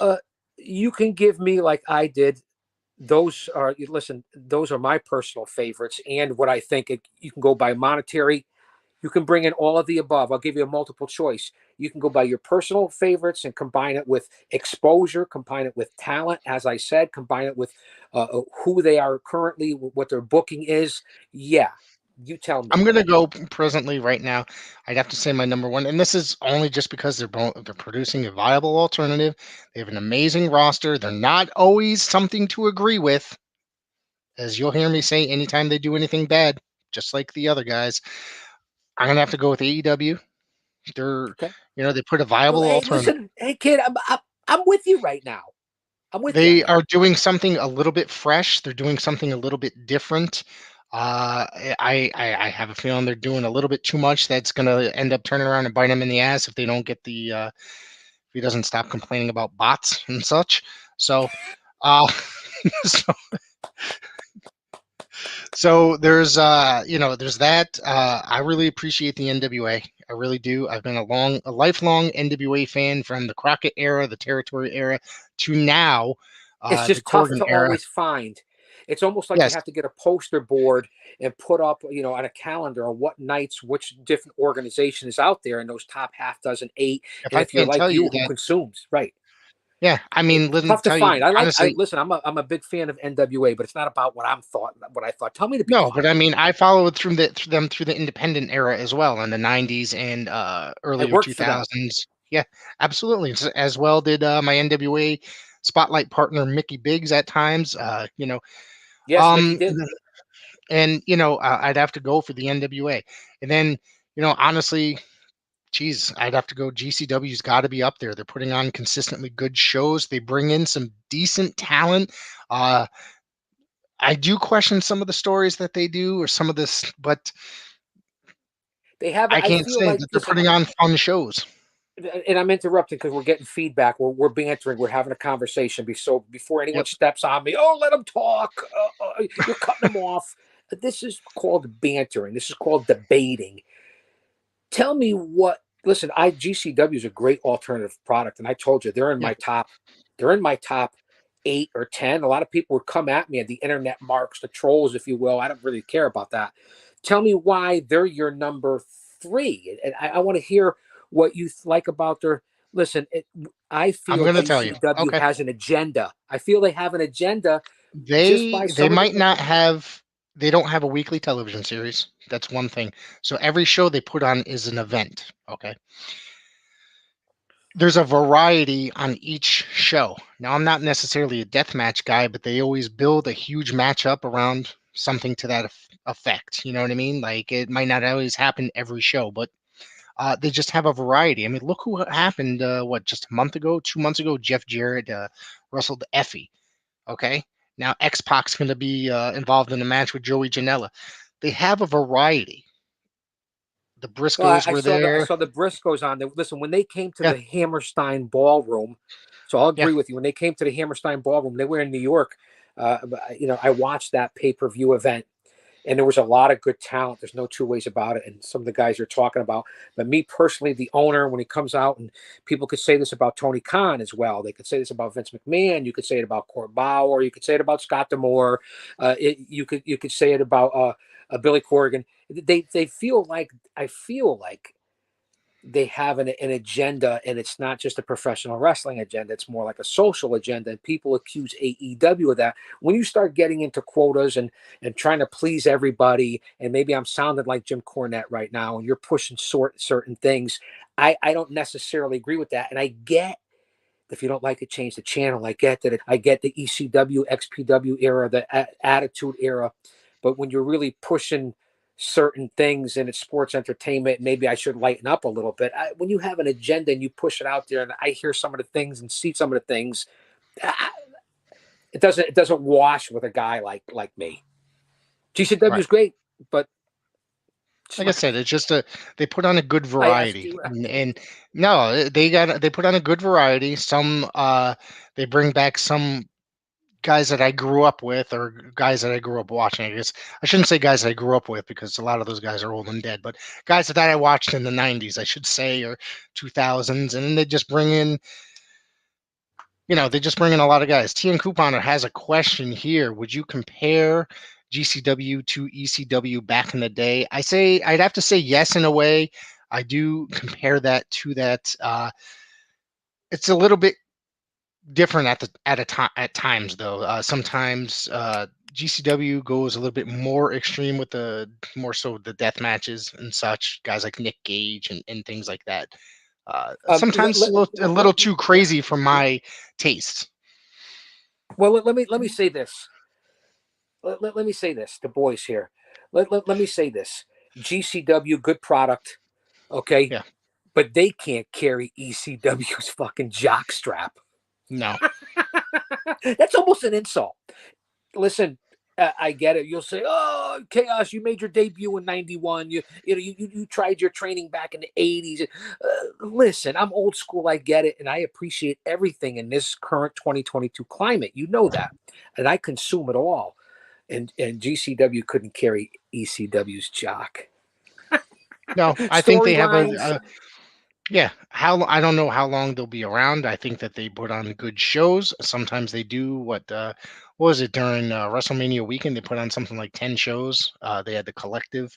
So I mean, they're doing something. They're doing something right. Look at the attendance. Yeah. Look at the fans. You can't Yep. argue with GCW's results or their talent. I don't want to Yep. come off that way. I really don't. So you went with AEW, the NWA, and GCW so far. See, my mind's not that bad. I know we're coming up on an hour and a I still half. have a And few no more. one's going to It's watch okay. this. We'll shut this off when we when the lights go out, I guess. Let's see. Well, who's going to come back? Is it going to be the House of Black, Malachi Black, and Brody King, or is it going to be, the rated R superstar Edge and Damian Priest and what they're We'll trying to talk do in about the that. WWE when the lights go out, or will it be Wyndham Rotunda returning back soon? Who We'll knows see why about the that. lights are going out here at PWZ? Before we get to my other two, Mickey Biggs does have a Right, comment. because you gave 3. Let's go. Let's Yep. come on. I He keep says cutting you off. He said Balls Mahoney would have been a great fit for GCW. I've seen Balls a lot post his ECW days, and yeah, he still worked pretty rough style. You know what I mean? He did a lot of. I think he would have been a very good fit for GCW. Balls not only an unbelievable talent who worked from everyone from WWE, WCW to ECW, the NWA territories. He Smoky was a good Mountain. person. I had a chance to work with Balls in a couple of different events, and Biggs is right. Balls was a solid talent, solid person. In my opinion, my interactions were great. And yeah, he would fit right into GCW. A lot of those guys would. And I know the current product, like to compare ECW and GCW, there's some similarities. In all honesty, there is some similarities. Listen, Right. I have a 18-pound Sphinx lynx over here. You saw me pick him up. I got to, that's why I'm distracted here. But go ahead, Professor. Who else you So got? I'd have to say right now, currently, Impact Wrestling is a completely underrated organization. Have you seen the ratings? Nobody's watching, bro. They No, have they under haven't for years. 100,000, They haven't for years. Nobody's watching. like And 60,000. yeah, 60,000 people are watching that. But let me say this, well, don't and forget they were giving their product away for free for many years. When they lost, they went from they go from Spike TV, then they went to Pop TV. Who the hell even had that channel? That was the former Weather Channel. They converted into a regular channel that played soap operas 90% of the day, and then Impact at night. And then when they lost that deal, when that expired, they ended up being put. They you couldn't even find them, whatever that hunting channel that is owned by the Anthem or whatever that uh and then nobody had them. When they couldn't get the channel, they gave the product away for free on Twitch for probably 2-3 years. it really is a crime, Professor, because Yeah. Impact has some incredible talent and they come up with some decent storylines. I mean, we could do a whole show just on Impact. And if you look at the rankings, WWE is coming back in the ratings. Not that that means everything. AEW is holding strong in their ratings. In New Japan, not really getting a lot of viewers. Impact getting not a lot of viewers. I feel like some of the YouTube channels, from MLW to the NWA to even the AEW shows, are getting better rankings. And you know who's surprisingly holding tough is NXT is surprisingly Yeah. holding tough with their ratings. Again, it really is something. And I got to go with my was that fifth or sixth? Either way. I believe you went. Here's what you started off with: AEW, went to the NWA, you went to GCW, Impact you is went to 4. Impact as your 4. I don't think you've given me a 5 yet. Look at Fifth is this shirt definitely. was a 4X. This used to be a. Listen, go I'm in ahead. that. I'm in that level. I'm in that level. I'll just say. Yeah, but I'm down to a 2X now. I'm down to a 2X. Congratulations. I need to start getting back down there. Yeah, but you know what Bull Dread said last night, and I keep cutting you off here. He said the Panzone, the Labans. Listen, I was 330 pounds in my heyday working with all those guys. I'm down to about 2.25 right now, maybe Oh two my and a God. quarter, 228. Congratulations. That's awesome. That's amazing. It's you sit down, you know what happens here. I don't have the high tech that you have. That's why the Chaos Corner and on my channel, it's truly reality TV, a reality show more than a podcast. You don't get anything like that, Professor. But go ahead, continue, my friend. We could do this I all night. believe This could be a my 3-hour show. hey, you're not going to be like the Metal Maniac that kept me for almost 4 hours, are you? Yeah, I get that, but I don't know. Were you guys having a conversation that we have that flow like this, and someone that goes, "Well, Right. yeah, maybe you were." He talked about Jimmy Snuka for 4 hours. Let's just say that. I don't like And that talking is, about myself. I don't like that. yeah. I'm We humble. with that episode that just went up actually as a retro episode because I was using a different server at the time. So anybody that wants to listen to the Metal Maniac talk about Jimmy Snuka for 4 hours, go ahead and check it out. Listen, I'm going to say that to say this. Jeff Miller's a longtime friend of mine. We go back like 8 tracks. We go back like a recliner. He's over there in Hawaii. So pehe aoi me lihini kane, pupule wiki wiki. Mahalo, brother. Metal Maniac made his niche in this business, right, wrong, or indifferent. I'll give him a lot of credit, man. He's been around, and I consider Jeff, a great guy, man. And He's a again, he's great still in guy. good shape for his age. Maniac's a talker, though. He's like me, as far as talking goes. The first time I saw him, I think he was for Tommy Jeanette's Northeast Championship Wrestling at the North Haven Fair. Do you remember them? Yes, I worked those shows. I worked for Tommy Jeanette at the North Haven Fair. A couple of different shows and events that I did at the North Haven Fair. I was lucky enough to work with Sergeant Slaughter, myself and Zombie against Slaughter at the North Haven Fair. I did many of an events back to when we had Johnny Rods and Greg the Hammer Valentine and Coco Beware. We're talking back when Tommy Jeanette was running the North Haven Fair in the 90s. So Yeah, yeah, those were a lot of I fun. don't remember when he stopped working there, but I remember the first show was that I remember was Greg Valentine, Demolition Axe in the main event. Uh, Little Guido was there before he became Little Guido years before, you know. If you remember WWE enhancement talent, gorgeous Chris Duffy, he was there. Of course, Bert yes. Santano, yeah, That's a blast from the past. yeah, North a Haven lot of guys. Fair, you speak of the Constitution State, the Nutmeg State, if you will, and you talk about all the different organizations and the rich history. We could do a 2-hour show, a 10-hour show, a mini series on the history just in this state. The North Haven Fair, I believe, has been running for well over 75 years. Paradise Alley Pro Wrestling ran the 75th anniversary at the North Haven Fair, the legendary North Haven Fair. In the history and tradition of wrestling, from Tom Jeanette to Paradise Alley Pro Wrestling to Michael Lombardi, who's connected with all the big stars that have run at the North Haven Fair. And I know there's a couple that I missed. And you go back to when, Dusty Rhodes played semi-pro football here in Hartford. There's look at the people. That's another story for another time that I'd like to get into. And that's why I wanted to was hoping to make this show and our conversation a little bit different than what you're putting out there right now. I appreciate that. Yeah. So I'm going to go with my Impact. number 5. My number 5 is MLW. I think they have an amazing product right now. If anything reminds me of older ECW, it's going to be that in a way, maybe just the aura, not necessarily the actual in-ring action, just the feel of it. They have a great product. You have Alexander Hammerstone as their champion. You've got Alex Kane as the open weight champion, who I interviewed right after he won that belt. So I he is saw an that amazingly conversation. nice You guy. don't do Yeah, interviews, Professor. You do conversations. yeah. It's just my Well, opinion. trying to make him a little bit more relaxed, I guess. Yeah, absolutely. You Uh, certainly do it to me. yeah, yeah.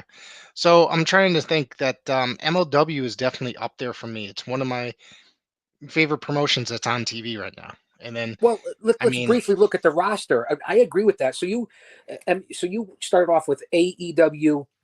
You went to the NWA. You went to GCW. You went to Impact, I believe, and now you're at MLW. MLW with Richard Holiday and Alicia Atu, the power couple right now. I can compare it to Sammy and Tay, for Christ's sakes. Although, and I didn't mean to say that, but Holiday and Atu are much better looking. You look at Hammerstone. Alex Hammerstone, to me, is one of the best grapplers out there right now. He's in incredible absolutely. shape. You look at the Von Erichs that are still in MLW, an unbelievable legacy and tag team, and Jacob Fatu and Contra.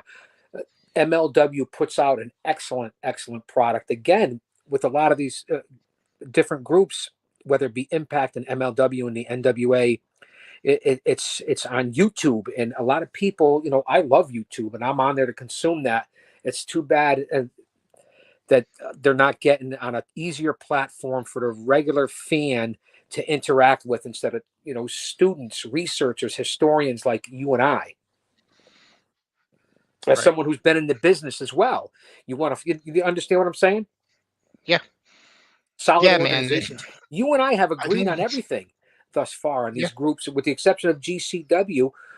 Give me your thoughts I mean, on it's just a the personal. It's future just a. of Ring of Honor? Well, that's a good question because there is a comment here in the chat about that. Let me find it here, and I will post it. Oops. Hang on. Let's see who it was that asked it.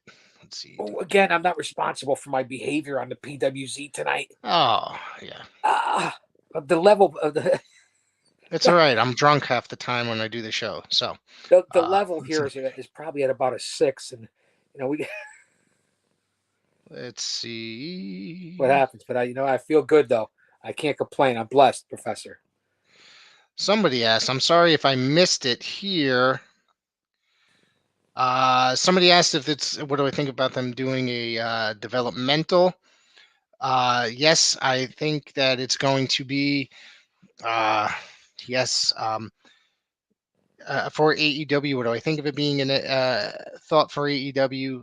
Excuse me, a developmental for AEW. I think it's. I'm excited. What do I think about the future of AEW? Man, it's a little bit different. It's it's it's still too early to tell. Okay, what's going to happen with excuse me, our Ring of Honor. I'm sorry, I said AEW. Um, it's still too early to tell. I know just going along with this comment that TN Couponer says, "Here's that Ring of Honor aired the last episode on Sinclair this past weekend." Yeah, that is. It was a best of episode, which had probably matches from different years and stuff. Probably like 5, 6 matches going back from even the earliest days. So they're done with Sinclair networks altogether. I think that Tony Khan is still figuring it out. It's all going to be AEW contracted talent, basically, from what I understand. So he's just going to, anybody that's there working, he's just going to hold Ring of Honor shows. That's the way that it sounds. Well, I couldn't see it, Professor, and that's a valid observation. We're not sure. Again, TK is supposed to have a huge announcement tomorrow night. We'll both be covering it, I'm sure. Who knows what's going to Yeah. happen? He keeps trying to outdo himself, and like you said, who knows if they're going to burn themselves out with different storylines. But Ring of Honor, to me, with the talent, and you look what they're trying to do here, they're trying to merge the two different groups, and it's kind of get confusing. You're running a Ring of Honor talent on an AEW show and vice versa, but more Ring of Honor on AEW. Guys like Jonathan Grisham, and you have Joe holding a title, and the different talent that they're going to be bringing in for Ring of Honor. Jay Lethal and his who's the gentleman that he's with? How did I forget his name? Sanjay You know, Dutt. Sanjay Dutt, again, Yeah. you see the Ring of Honor connection there, and the former AEW guys that work for Ring of Honor, and they're doing the whole handshake. So I don't see it being a feeder system or a so-called like what NXT has turned into with the WWE with Raw Right. and SmackDown, as far as like a developmental a la OVW or the old Smoky Mountain or something like that. I don't see that because the talent is just too good. I see remember AEW has Dark and Elevation where, they're putting out all kinds of whatever talent you want to call it, mid-level talent, opening match talent, main event talent. So it's good for all the talent, but I don't see Ring of Honor. When you have Dark and Elevation and even Rampage, where does that rank with what Ring of Honor is going to do as far as the Right. hierarchy? We know where the WWE is. For years, it was Raw, then SmackDown, then NXT. Then it turned Mhm. around, and some arguably could say that NXT was the number one product at one point there, and then it was Raw and SmackDown. Some could say right now that SmackDown is the number one product, then Raw, then NXT, in the hierarchy. As we move on here, what do you think the hierarchy is in AEW? You start with Dynamite. What's number two? Rampage. What would be number three? Ring of Honor. Then you go to Dark and Elevation. It's like a baseball system, an A level, a triple A, a double A. What are your thoughts on that, Professor, My if thing you is, will? are they gonna do away with one of the darker elevation, and then maybe do the TV tapings at Universal Studios for Ring of Honor, change one of their YouTube series into the Ring of Honor series, or just add a Ring of Honor series to the uh thing entirely into the lineup at all? Maybe make it another YouTube series, or are they going to start a streaming network? There's all these talks about HBO Max. There's all this talk about the Time Warner thing, or the merger and stuff. So exactly, we don't know what's going to happen. There's this huge announcement coming tomorrow night. Marcel and I are going to cover it on Thursday evening. Um, so God only knows what's going to happen with Ring of Honor. Is there Well, going to you're be a right 1 about hour that. television show? You're right about that. So God only knows. But look what the WWE did. And AEW's catching on as a 3-year organization compared to the Super Machine. WWE with Fox and NBC Universal and the Peacock, the Peacock, and then throw in the 10-year deal with over there in Saudi. Look at what's happening there, and even through the pandemic, and even when the product and the booking and the story writing is terrible, and the ratings, they're still bringing in money, my friend. They're still yeah, bringing in a lot of money. So AEW is doing the same thing here with Universal and TBS, TNT.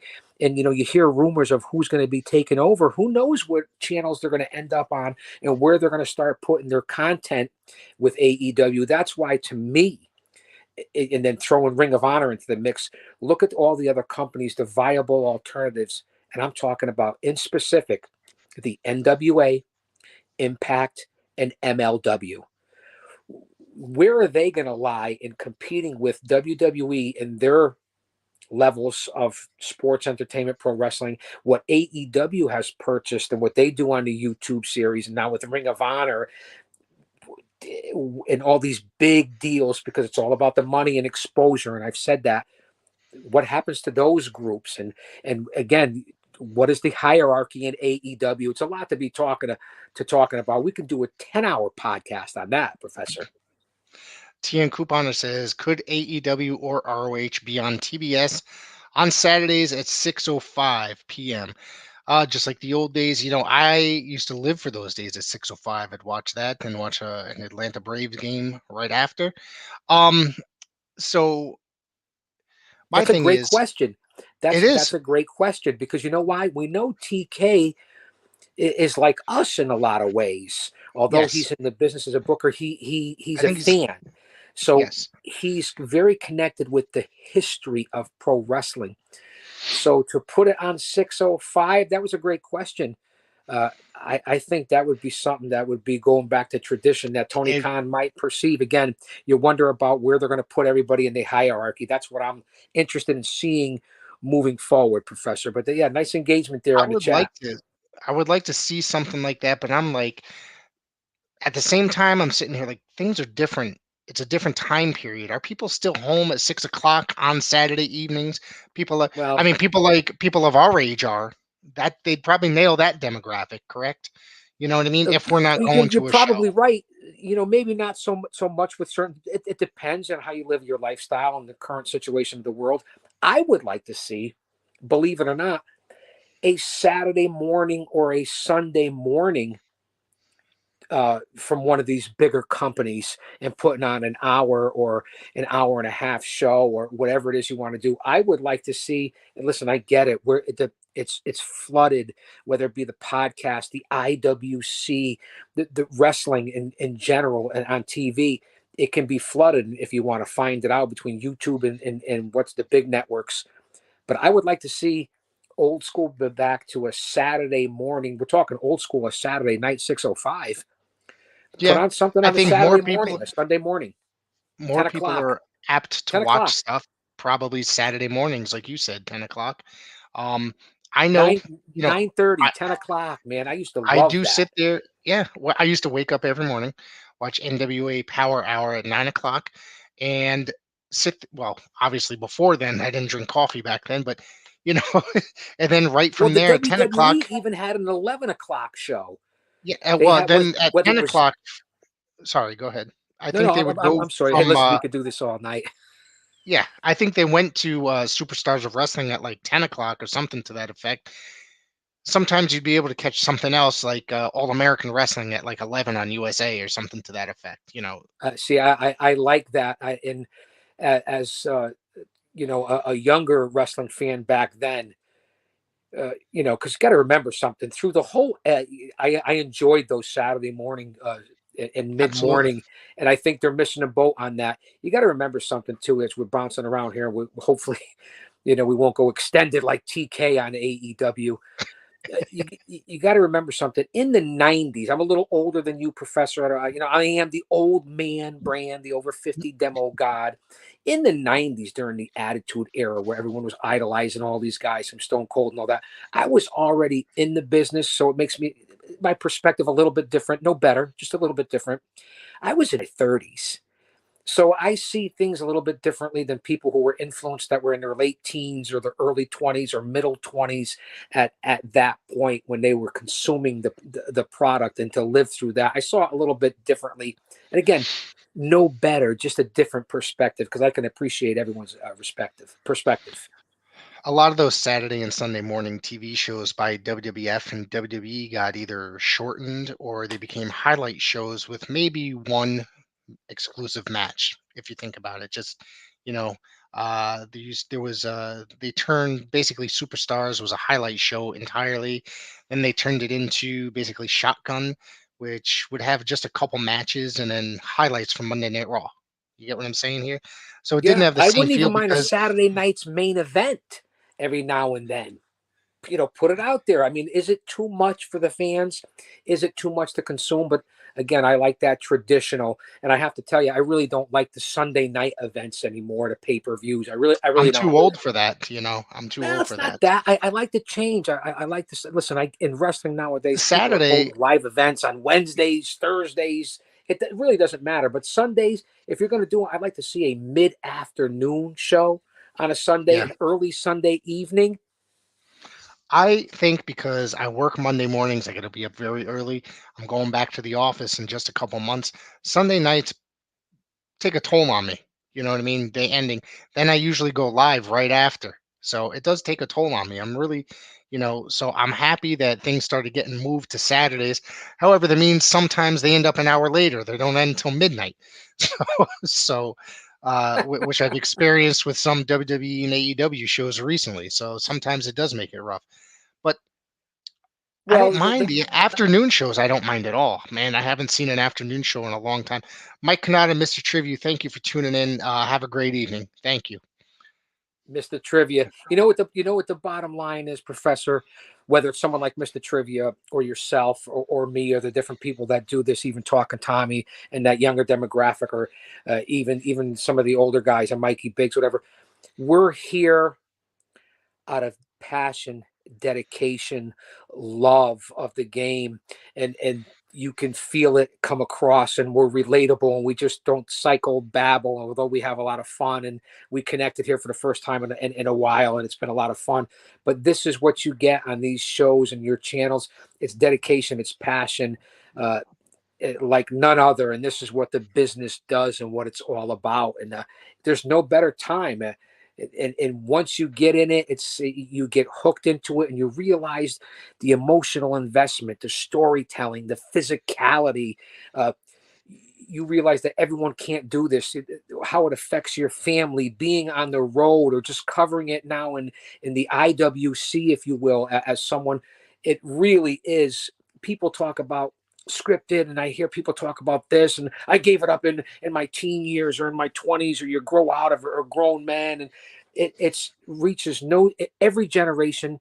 There's no off season. There's nothing like it. Yes, it's a predetermined outcome, but it's an event. You have to be a stunt man. It's like going to a musical. It's like going to a Broadway play. It's like watching a movie or TV series or a soap opera. This is what you get in professional wrestling. It really is like none other. I say it to people all the time, and I've been involved in every industry. So this is what you get in podcasts and shows like this, and people can understand the passion and dedication of what we try to put out here, man. It really is something to be proud of, in my opinion, no matter what anyone says. Make It Big says the Rock and Wrestling Connection was the best era. LOL. I think that was a phenomenal era. Yeah. That's when I discovered it in 1984. So I'm going on just about 40 years of watching professional wrestling. It opened me up to a lot, and just a couple years later, I was exposed to things like the NWA, AWA, and World Class. And that's where, like, great organizations, especially in the 80s, 70s, yeah. and 80s. Yeah, and then it just took a different toll from right there. You have a comment here from Adonis, so we can get him out of here. Hang on, let's see. Adonis, good man. Come back to PAPW. Yep. I could actually see that. You know what screws me up on here? You're gonna laugh. I tell my wife all the time, these effing, and I can't swear. My granddaughter's gonna end up being a millionaire. These bifocals, Professor. I use these for my long-term driving. When I read a script, or if I'm reading The Complete Idiot's Guide to Pro Wrestling, I take my glasses off. So again, it really does screw up. And don't fear, fans. I will be back at my home at Paradise Alley Pro Wrestling. There's big things coming up at PAPW. Oh, how could I not? And of course, Professor, what you're doing for PAPW, and then what you guys are providing here on PWZ, kudos, my friend. It's a lot of hard work. People don't appreciate the hustle and the grind. One thing about guys like you and I say this on my show all the time, we are not asking for anything. We're putting this stuff out there for free out of love and passion and dedication. Back to my point, we're not on a paywall. We're not asking for super chats, and no one's Venmo, Zelle, PayPal, all that shit. We're not here to try to make a living or the 3 cents that you make on YouTube. I mean, you literally got to jerk off the dog to feed the cat. Wait. Oh my God, look who it is. Kevin Saban is in the chat. Hello, Kevin. PAPW is the home base. Thank you for tuning in, my man. The Saban Tooth Tiger, a.k.a. the Enforcer. Kevin Saban, let me tell you something about Kevin Saban and the whole Saban family. Unbelievable people, salt of the earth. We know that. Family. Everybody very nice. Yep. Kevin Saban was my former broadcast partner. We did a couple of events together at Paradise Alley Pro Wrestling. You know that their lovely daughter, Juliana, a.k.a. Lavinia, at one time was training and actually was in the ring. It was an incredible match with Sergeant Murray and herself, and she's making a comeback, I hear. An unbelievable, brilliant lady who has the brightest future. And then you throw in talking Tommy Saban, who is not only going to be a baseball legend a la Bob Uecker. I can't wait to find out and listen to him. But his work in broadcasting and what he's doing at Paradise Alley, they were raised the right way. This is what America's all about. And the Sabins are very bright and have a future that's limitless. Talk about living the American dream. That's what it is right there. And let me tell you something about Kevin Saban. We were there live when he got into the ring with Mario Mancini as the Yes, sir. enforcer and laid the smackdown all over Mancini. A priceless moment at Paradise Alley. That was a lot of fun, indeed. Glad to see you are here. Hey, listen, I think we're at a minute 55. Maybe we can go Yeah, right to about 159. Keep it at 2 fucking hours. And I'll don't stay let this here all off. night. That's right. So you know what we got to do one day, Professor? And I would love to do it with a round table, no matter who you wanted to bring on, whether it Absolutely. be Mickey Biggs, Showtime, Marcel Williams, the House of Pain, Mario Mancini himself, whoever the guests would be. And I wonder what it would be like back to the days of the 90s. And I remember that's when I was a pro wrestling manager. I made my debut in 91. I used to wear face paint out of the Road Warriors, one of the only pro wrestling managers that ever did something like that. Do you remember WCW Saturday night when they did it all night? It was like an 18-hour, 24-hour marathon or a whole weekend. Could you imagine doing a round table or show or bringing in certain people to hand off a la Jerry Lewis telethon or something like that in pro wrestling? And could you imagine going 4, 5, 6, 8, 10, 12, 16, 24 hours for like a charity or something like that and rotate people? Because I'm telling you one thing, I may not be on the level of a lot of other people, but I could do it. And I think we could do it. You ought to think about that. Something that no one's ever done in this community, like the live to tape concept that I do, reality. And we'll make it a charity, man. We'll try to do. What do you think? I'm Something to down. think about in the future, if we're still here. Planet X, biblical prophecy. Let's just do a Food whole, supply, yeah. Let's famine. War. Holy crap! concentrate on the round table. I'm down for that for the whole time. Yeah, Kevin Saban says that was the worst clothesline in the history of pro wrestling. Kevin, I've seen worse, man. I've been watching wrestling a very long Hey, time. what social media platforms are we on tonight besides YouTube? We are on Facebook, YouTube, and Twitch. Wow, what a Yes. night for my return after a couple of months off of social I mean, this has media. been one of the most active chats we've had so far. So that's people are here to see the Guardian of Chaos. Well, again, this is fun. I've been around a long time, and we have a lot of fun. I can cover everything. Again, I like to do things for charity. I like to give back. I like to consider myself a carpenter. You know, and a lot of people doing a lot of good things. It doesn't get any better than this, Professor. So, what do you want to wrap it up with? Again, big shout out and love to everyone. Stay close to your family and friends. Be an independent, critical thinker. Be right, and everything's going to be okay, man. We're all going to be okay. What do we want to wrap it up with? Basically, we just do this for fun, for our love of professional wrestling. There's so much to enjoy in the world of professional wrestling these days. It's hard to get to it all. It really is. It really is. That's why these It really is. podcasts go on and on and on. I mean, this is the longest show I've done in many, many times. Oh, you got a nice little comment here. Shout out to the GOC. Thanks for the shout out from Adonis. Okay, thank you, Adonis, for tuning in again. Yeah, I have speaking of unblocked you. Adonis, because we can go on forever. Oh, Purdy Lord, here we Curdy go. Adonis is the last Adonis. Adorable Adrian Adonis, Purdy Curdy Adonis, local legend who inducted me into the New England Pro Wrestling Hall of Fame. Who else? Who else are the Adonises? And there was another Adonis that was Brian. No, that was Brian Adias. What other Adonises were in pro wrestling? Adorable Adrian, Purdy That's a good Curdy. question. I know you've got some names here. I'm trying to think offhand. Adrian Adonis, Purdy Curdy. Who? Adrian was a legend. Yeah. Purdy Curdy, a local legend. Damn, I can't even think. Oh, Chris Adonis now. Chris Masters, aka Chris Adonis. Well, Chris Masters, but we'll go. That's a good. Yeah. That's good. I didn't think Yeah. about that. Chris Adonis. What else? That's a good question. I can't See, think offhand. again, this would be so easy. Well, what a way to end PWZ. We'll wrap it up. Yeah, we'll wrap it up, and then we will be back very soon. GOC, this is a lot of fun. We gotta have to be back a lot sooner than 7 months. I'll tell you that much, because that's just ridiculous. I had a lot of fun sitting here talking about the world of professional wrestling and just having a blast.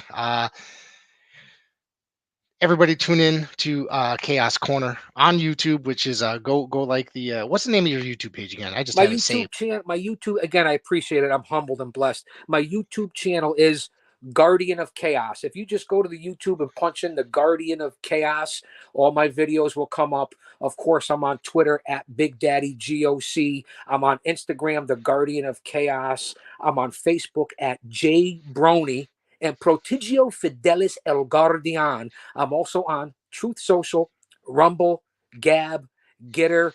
I cover it, even Parlor. I cover it all in the IWC, Professor. Don't forget to tune in tomorrow. Me and Mickey Biggs doing the NWA Spotlight. We'll be here tomorrow. We'll be talking about the history of the National Wrestling Alliance. And Thursday, me and Showtime Marcel Williams talking about AEW Dynamite. Without any further ado, you guys have a great evening. Thank you again for tuning in.